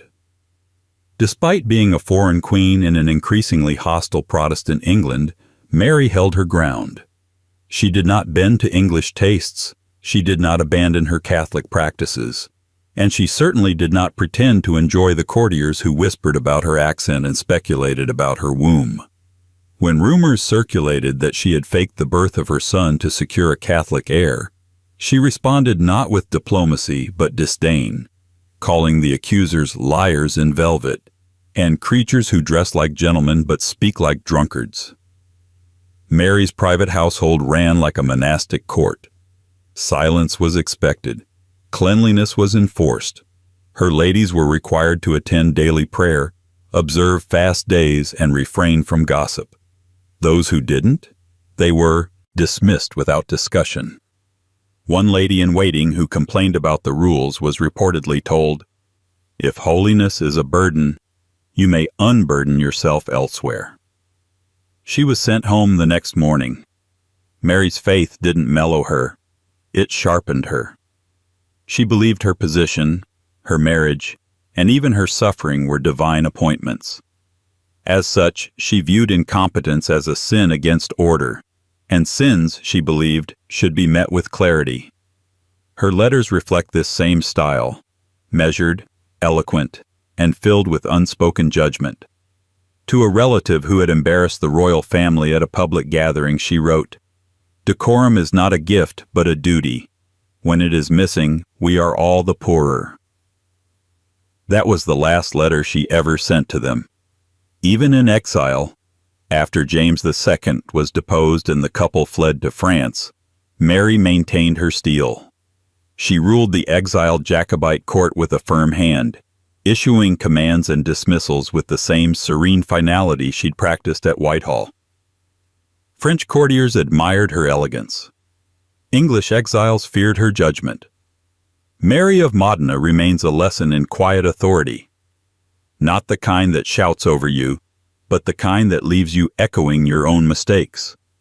And while she ruled her household like a chapel, the next royal was nothing like a saint. Queen Mary of Teck, grandmother of Elizabeth II, didn't preach. She inspected, and when she found something, or someone, out of line, her words were swift, cold, and delivered with the calm menace of a woman who expected better from absolutely everyone. 19.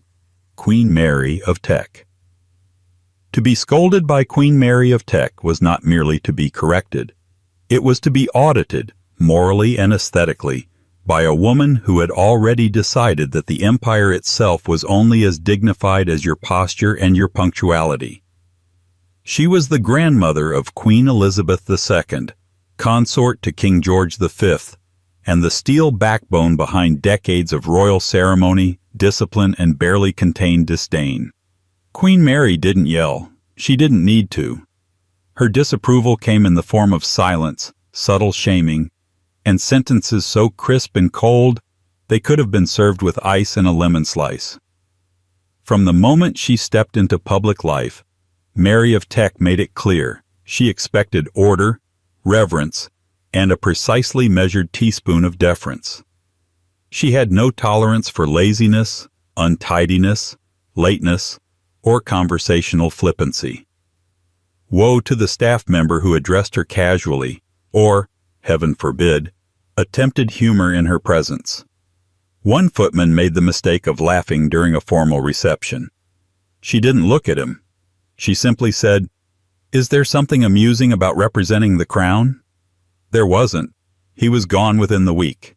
She cultivated an atmosphere of composed intimidation, not out of malice but from a belief that royalty must be royal at all times, even in private, especially in private. She did not slouch, she did not improvise, she did not tolerate emotional messes. If someone near her cried, she didn't offer comfort. She offered tissues, and then asked them to step outside until they had composed themselves. Visitors to her drawing room often left feeling as though they'd just sat for an oral exam administered by an ancient library. Even family members were not immune. Her own daughter-in-law, Queen Elizabeth the Queen Mother, once described Mary as a fortress of correctness, and even that was generous. She corrected children mid-sentence, adults mid-thought, and ministers mid-briefing. A junior royal who once referred to a palace event as fun was immediately interrupted with, "The monarchy is not here to amuse itself. Kindly remember that." Mary's method of criticism was restrained but lethal. She would not raise her voice, but she would glance at your shoes, your tie, your choice of words, and something in her expression would shift just slightly, enough for you to know you had failed some invisible test, and then she would move on, leaving the uncomfortable silence in her wake like the residue of a minor curse. Even her compliments carried weight. If Queen Mary said you had improved, it meant she had previously considered you a disgrace. If she said your work was satisfactory, it was a triumph. Staff learned to parse her language the way archaeologists decode ancient tablets, carefully, anxiously, and with respect for the possibility of doom. Despite this, or perhaps because of it, Mary was deeply respected. She had an unshakable sense of duty and a near superhuman commitment to ceremonial precision. She arrived early. She dressed perfectly. She never forgot a name, a face, or a protocol detail, and she expected others to do the same. She believed absolutely in monarchy as performance, and in performance there is no room for improvisation. Her temper, when it surfaced, was tightly wrapped in formality. She once scolded a senior servant for failing to arrange the silver correctly with the words, "I understand you've been here a long time. How unfortunate that time has not improved your standards." The remark traveled through the palace like wildfire. Even her maternal instincts were filtered through duty. Her children were raised in a household of structure and restraint. They were expected to represent the crown from the cradle. One biographer noted that Mary's idea of warmth was allowing an extra 5 minutes of piano practice before bedtime. Yet even they, her children, acknowledged that her expectations created stability, at a price. Queen Mary didn't curse. She didn't explode. But her presence alone could crush spontaneity. And if she was disappointed in you, she would let you know. Not through dramatics, but through cold elegance, and 1 or 2 sentences that would echo in your mind for years. But while Queen Mary enforced royal dignity like a headmistress on Judgment Day, the next royal took an entirely different approach. Princess Anne, the Princess Royal, doesn't dress up her disdain. She doesn't sugarcoat her orders. And when she's irritated, she tells you, directly, loudly, and often with the kind of bluntness that could knock over a horse. 20. Princess Anne, the Princess Royal. Princess Anne doesn't do nonsense. She doesn't do flattery, sycophants, or small talk for its own sake. What she does do is walk 3 steps ahead of everyone else, mutter under her breath about delays, and deliver withering one-liners with all the subtlety of a military briefing. Unlike the velvet-gloved disdain of her royal ancestors, Anne's style of rudeness is entirely modern, brusque, efficient, and often accidentally hilarious. But behind the eye rolls and famous impatience is a woman who expects the world to move faster, function better, and keep up, or kindly get out of the way. Anne, the only daughter of Queen Elizabeth II, grew up in the most carefully controlled institution on earth and responded to it by becoming possibly the most unapologetically blunt person inside it. While her brothers fumbled through scandals, divorces, and drama, Anne stayed the course, quietly, steadily, and with a facial expression that suggests she's already fed up with the current topic. Or you. Or both. She doesn't suffer fools. She doesn't even pretend to.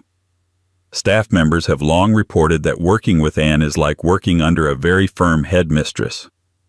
If the headmistress also rode horses at Olympic level and could cut you down with a single raised eyebrow. When one aide tried to explain a revised schedule using corporate speak, "We're pivoting to optimize the public-facing narrative," Anne allegedly replied, "Are we doing it or just talking about it?" Then she walked out of the room. Even her public engagements are colored by her impatience with inefficiency. She keeps to schedule, often to the second. When events run late, because of photo ops, dignitary speeches, or any form of dawdling, she grows visibly annoyed. A well-known anecdote from a charity event involves Anne checking her watch mid-speech, sighing audibly, and then whispering to her aide, "We'll be lucky to make lunch before tea." Her dislike of ceremony for ceremony's sake is equally legendary. She rarely smiles for cameras. She's been known to ignore reporters.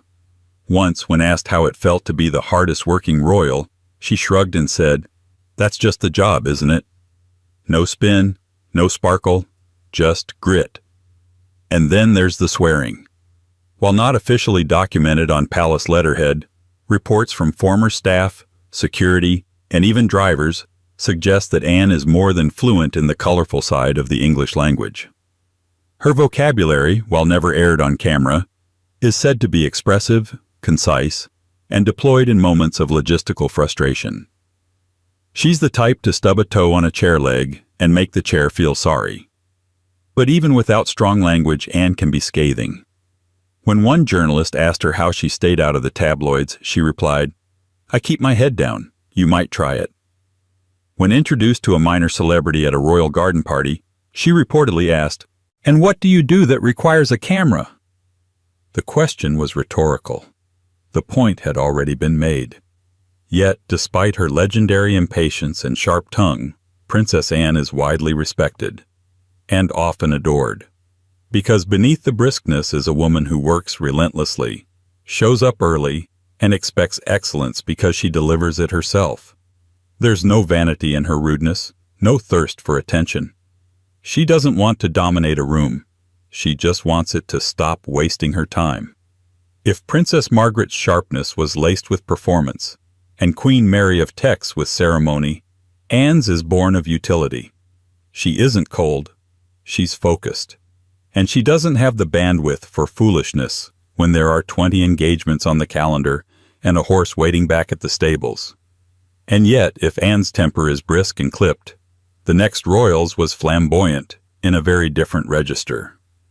Princess Alice of Athlone, the longest-lived granddaughter of Queen Victoria, had charm, certainly, but she also had a habit of turning tea parties into tactical debriefings and staff meetings into moral interrogations, all while delivering barbed commentary through a cloud of perfume and perfect posture. 21.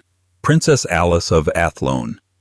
Princess Alice of Athlone lived through 3 centuries of royal evolution and managed to offend someone in nearly all of them.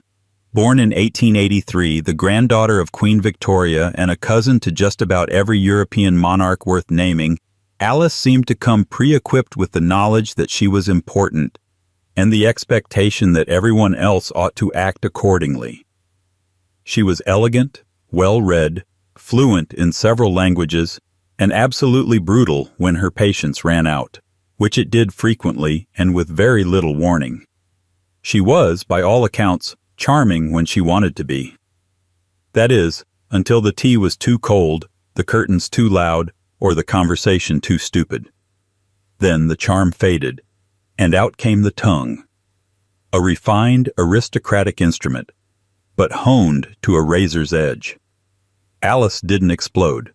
She sliced, and she always made sure the cut landed exactly where it would sting the most. Staff members in her various royal residences, most notably in Canada, where she lived while her husband served as Governor General, told stories of a princess who could terrify with timing alone. A single raised eyebrow, delivered at precisely the wrong moment, was enough to derail an entire formal dinner. Her rebukes came fast, dry, and with unnerving precision. When one footman poured her tea with the milk first, she simply stared at the cup and said, "Is that how your mother taught you to ruin things?" He was never seen again, or at least not in the main house. Even family members treaded lightly. She maintained a genteel exterior, but underneath was a core of iron. Her daughter once remarked that being raised by Alice was like attending a finishing school where nothing was ever quite finished. In other words, Alice was constantly correcting manners, grammar, posture, attitudes, even facial expressions. A slouched spine could earn a comment like, "If you mean to impersonate a question mark, at least be eloquent." And somehow she always said it with a smile. Though she lived in an era that praised royal aloofness, Alice's version of aloof was personal. She didn't just stand above people, she informed them that they were below her. But not in a crass way, in the way one might inform a guest that they've arrived at the wrong address. "How unfortunate," she once said to a dinner guest whose name she pretended to forget. "I'd hoped for more interesting company." He laughed nervously. She didn't. Alice's temper wasn't explosive, but it was relentless. She held grudges with the same elegance she held her opera glasses. Offenses were recorded, not loudly, but permanently. If you crossed her, you might still receive an invitation to the next event, but you would be seated near the kitchen and ignored all evening. Passive-aggressive, yes, but so flawlessly executed that the victim often apologized afterward without quite knowing why. Still, there was admiration beneath the apprehension. Alice worked hard, traveled widely, and represented the crown with distinction. Her standards were unforgiving because she lived by them herself. She expected perfection not for vanity's sake, but because in her mind, royalty was a craft, and anyone who practiced it sloppily was an insult to the institution. She lived to be 97, long enough to see the monarchy change shape entirely. And yet, even in her final years, she remained unimpressed with modernity. When asked in an interview about the younger royals embracing more casual behavior, she famously replied, "There is nothing casual about monarchy. That's rather the point, isn't it?" So while others aged into gentleness, Alice aged into legend, a woman whose perfume entered the room 10 seconds before she did, whose opinions arrived 10 seconds after you'd hoped they wouldn't, and whose corrections could still be felt weeks later. But if Alice preferred her rudeness scented with civility, the next royal applied none of that polish. Princess Louise, Duchess of Argyll, daughter of Queen Victoria, was a walking contradiction, artistic, progressive, and secretly volcanic. Her temper came fast, flared high, and often left witnesses wondering what exactly they'd done to trigger the storm. 22.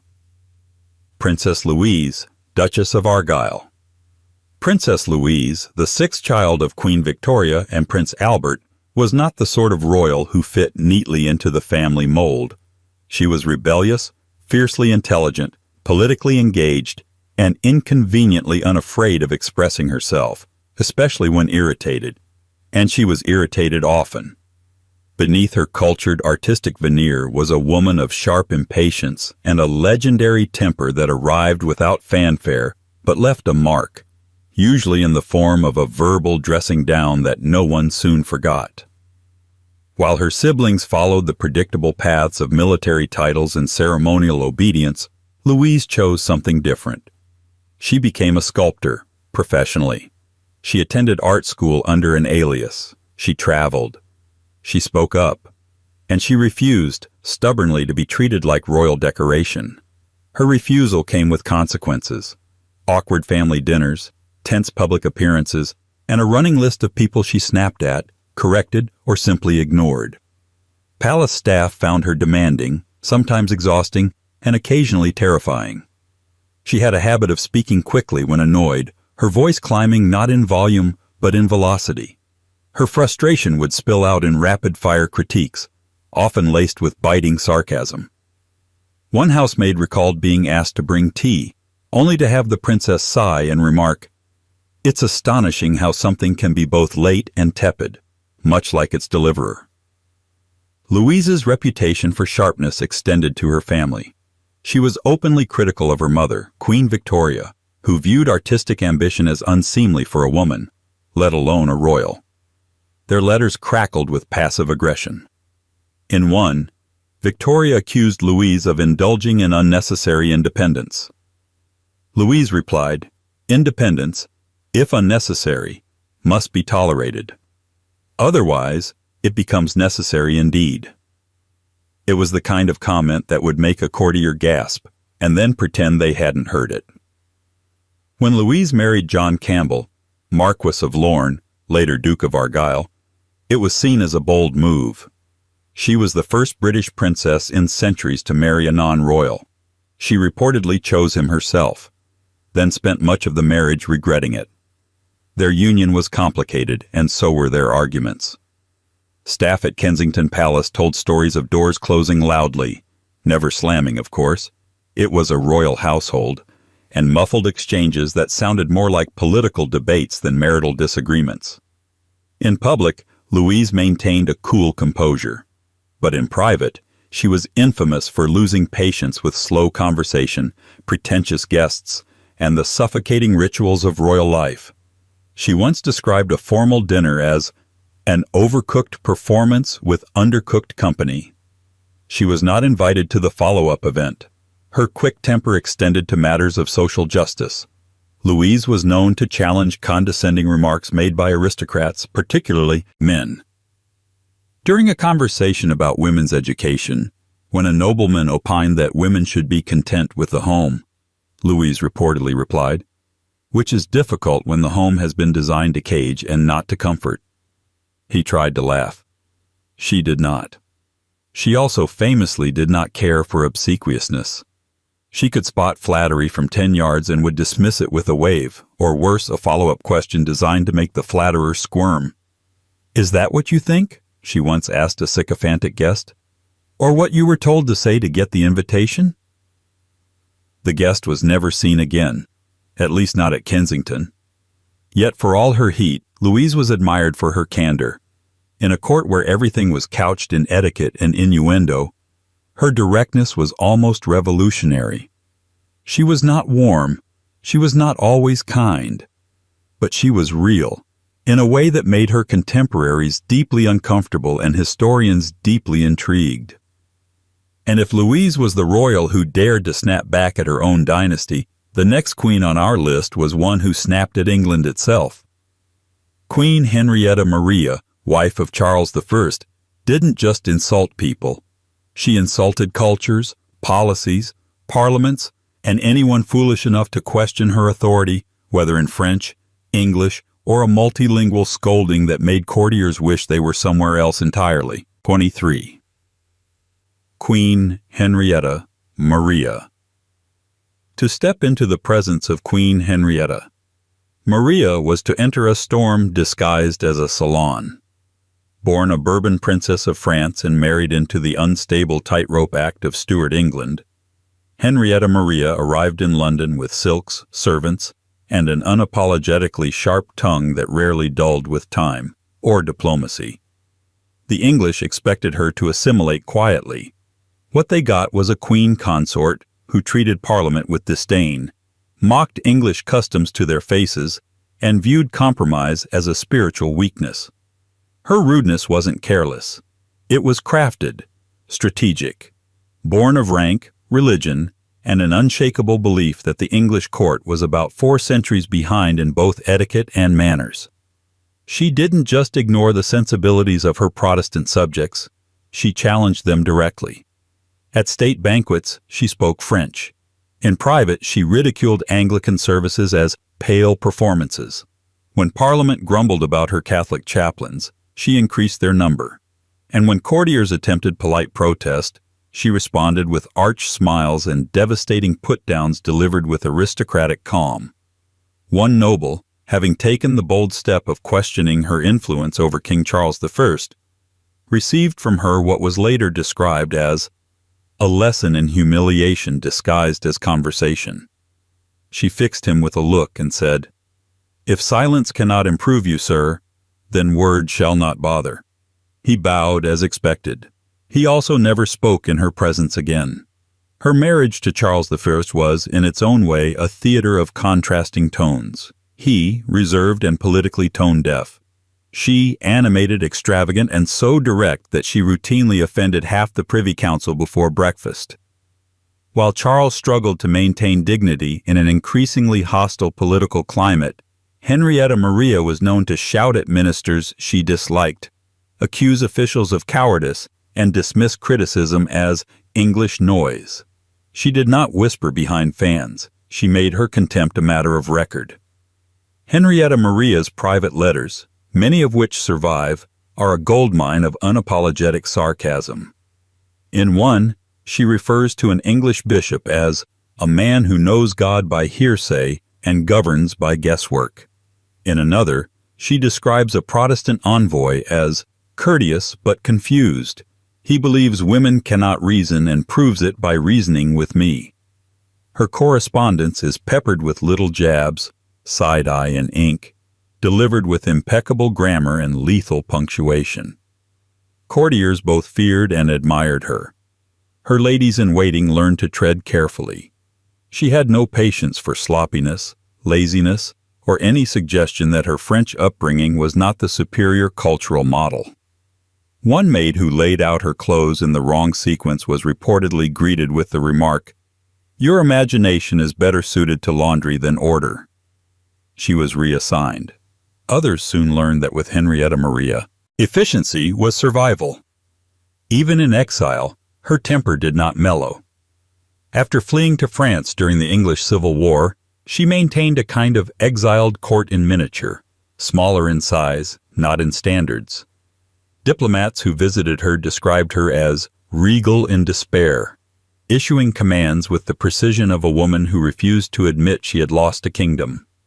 One observer noted that she corrected her household with the same severity she reserved for Parliament. Given that Parliament had executed her husband, this was not meant as a compliment. And yet, Henrietta Maria was never aimless in her anger. Her sharpness was tied to her sense of purpose. She saw herself as a defender of monarchy, faith, and tradition, all under siege from what she saw as the rising vulgarity of parliamentary power and Puritan austerity. Her enemies saw her as a meddling foreigner. Her allies saw her as the only person at court willing to say what needed to be said. But of course, her outbursts weren't without consequence. Her vocal Catholicism, open defiance of Protestant expectations, and public criticisms of English leadership helped fuel the growing resentment that would eventually ignite the English Civil War. The nation blamed her for manipulating the king, for funding royalist armies, for undermining Parliament, most of which, inconveniently, was true. She was not a shadow queen. She was a commanding force, and she made no effort to disguise it. Even in widowhood, Henrietta Maria continued to provoke. After the restoration of the monarchy under her son, Charles II, she returned briefly to England, but not quietly. She brought with her Catholic attendants, French fashion, and the same glacial scorn for those who had once tried to rule in her absence. Her presence at court was ceremonial, but her commentary was not. When asked whether she had regrets, she replied, "Only that I was ever expected to tolerate fools in the name of diplomacy." Henrietta Maria wasn't beloved in the way some queens are remembered, but she was unforgettable. She left behind a reputation for discipline, stubbornness, and the kind of aristocratic scolding that made even the bravest noblemen recheck their cravats and their consciences. But where Henrietta Maria fired her contempt outward, toward nations, institutions, and entire religions, the next royal made it deeply personal.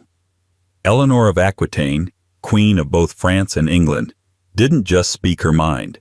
She sharpened it like a sword and aimed it at kings, clerics, and even her own children. Because when Eleanor insulted you, it wasn't just for effect. It was to remind you that she had already ruled you in her mind and found you lacking. 24. Eleanor of Aquitaine. If Queen Henrietta Maria was a storm wrapped in silk, Eleanor of Aquitaine was an empire wrapped in fury. She didn't just inherit vast lands, she was the land. In the minds of many of her contemporaries, Aquitaine was hers. Its wealth, its power, its culture, its temperament. And when she married two kings, first of France, then of England, it wasn't just political, it was personal. Because Eleanor didn't enter palaces to decorate them. She entered to bend them to her will. And if anyone got in the way, she used the most precise weapon she had, her words. Eleanor was sharp, clever, worldly, and dangerous. She was also, by all reliable accounts, unfiltered. She mocked people to their faces, and somehow they still bowed. Her insults didn't come in heated outbursts. They were calculated and cool, layered with literary references, political digs, and the kind of intimate observation that left people questioning their own worth. She spoke not like a courtier, but like a playwright, and her favorite genre was tragedy, in which you were the underwhelming lead. Raised in the flamboyant and literary court of Aquitaine, Eleanor was surrounded by poets, philosophers, and troubadours. From a young age, she learned how language could humiliate, seduce, inspire, or destroy. She didn't just master courtly manners, she weaponized them. And when she married Louis VII of France, she made one thing clear. She was not interested in playing the meek and obedient queen. He preferred sermons, she preferred satire. The match, as one chronicler delicately put it, lacked concord. She called Louis a monk in a crown. He responded with silence, then crusades. It didn't last. But her next marriage, to Henry II of England, was no quieter. If Louis had disappointed her with piety, Henry tested her with brutality. Their relationship was built on passion, ambition, and intermittent detestation.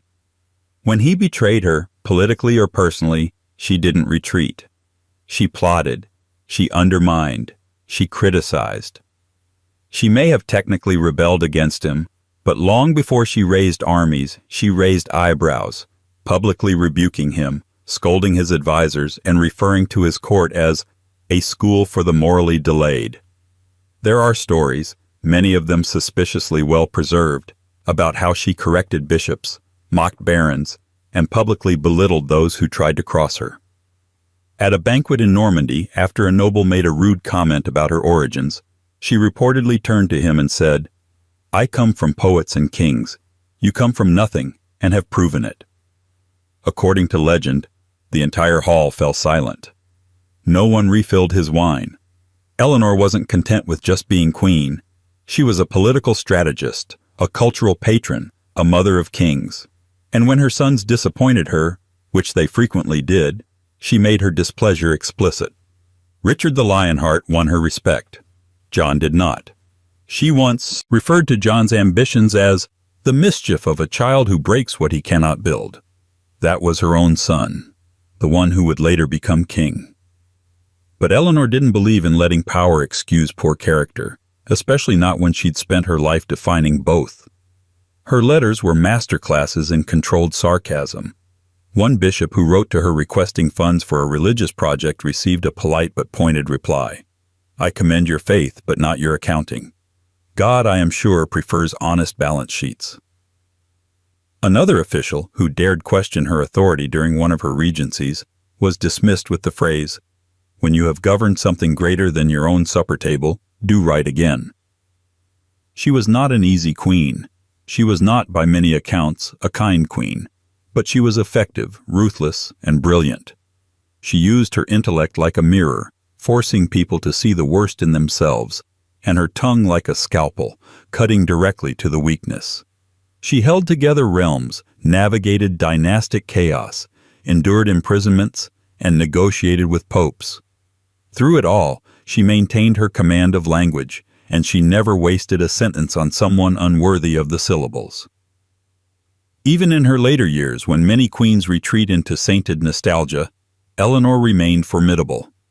She outlived 2 kings, buried multiple children, and still managed to write letters scolding monks, managing royal marriages, and reminding the next generation exactly what kind of woman they had underestimated. At her core, Eleanor was a queen who never asked to be liked, only respected. And if you didn't give her that respect, she'd take it anyway. Verbally, publicly, permanently.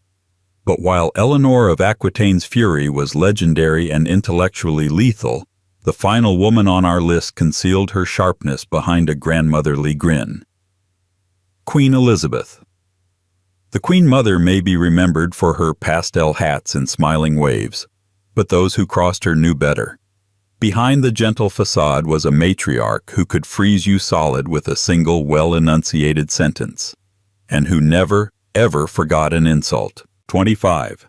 Queen Elizabeth. The Queen Mother.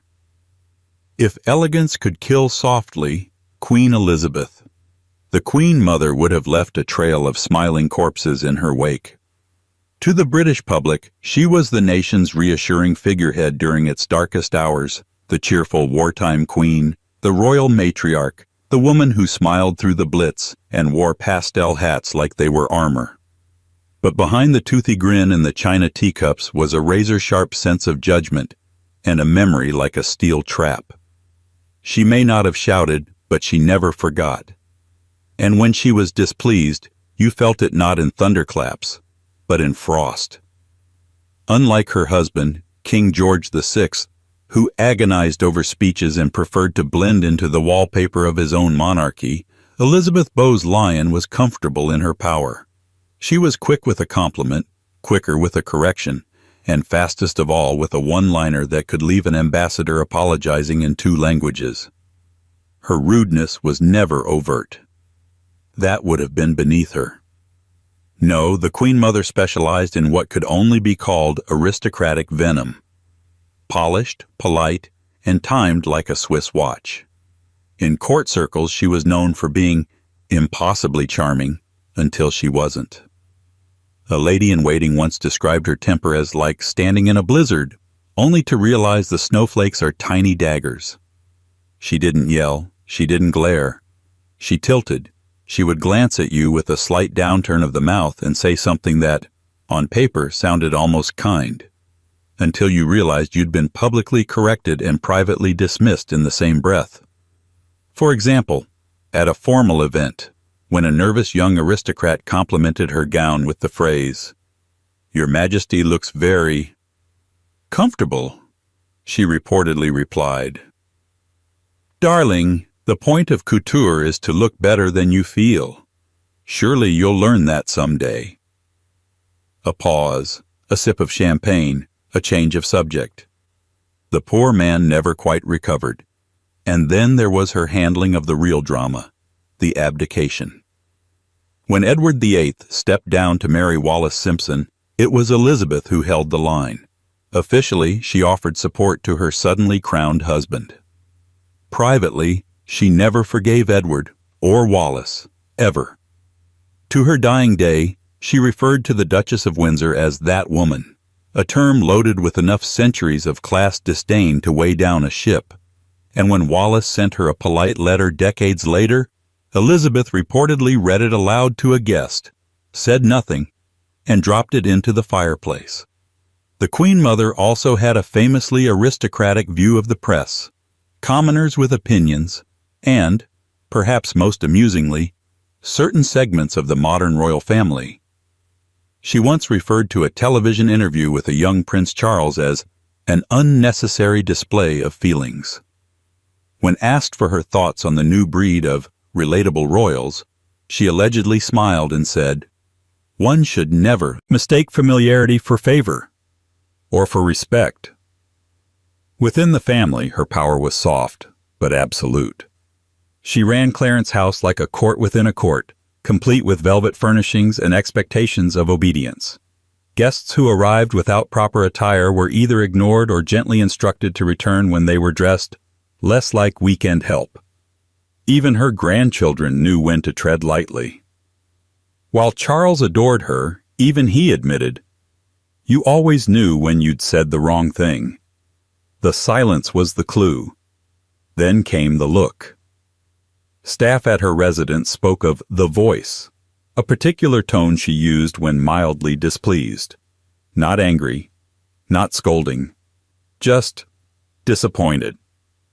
One footman described it as being turned into mist. Another said, "She could ruin your week by saying your name too slowly." She also had a dry wit, used more often than not to slice through pretense. At a formal dinner in the 1980s, seated next to a young American politician trying too hard to impress her with his knowledge of British history, she reportedly said, "How interesting. Most people wait until they're knighted before attempting to lecture me." Still, for all the silk and ice, the Queen Mother was deeply effective. She held the monarchy together during crisis, molded the image of the modern royal family, and protected it with a vigilance that could feel both maternal and martial. Her steel was wrapped in tulle, but it was steel nonetheless. She lived to 101, outlasting wars, scandals, and half the aristocracy. People called her warm, witty, charming, and she was, until you crossed her. Then you'd find yourself smiling, nodding, and quietly wondering why you suddenly felt 2 inches tall. Because while others raised their voices, Queen Elizabeth. The Queen Mother simply raised her standards and watched the unworthy remove themselves. And that concludes the list of the 25 most vulgar, sharp-tongued, and rude female royals in British history. Not vulgar in the sense of profanity, though some certainly swore, but vulgar in the royal sense. Women who refused to smile politely while being dismissed, who scolded when others would have smiled, who held court not with decorum but with domination. They didn't all reign, but they ruled.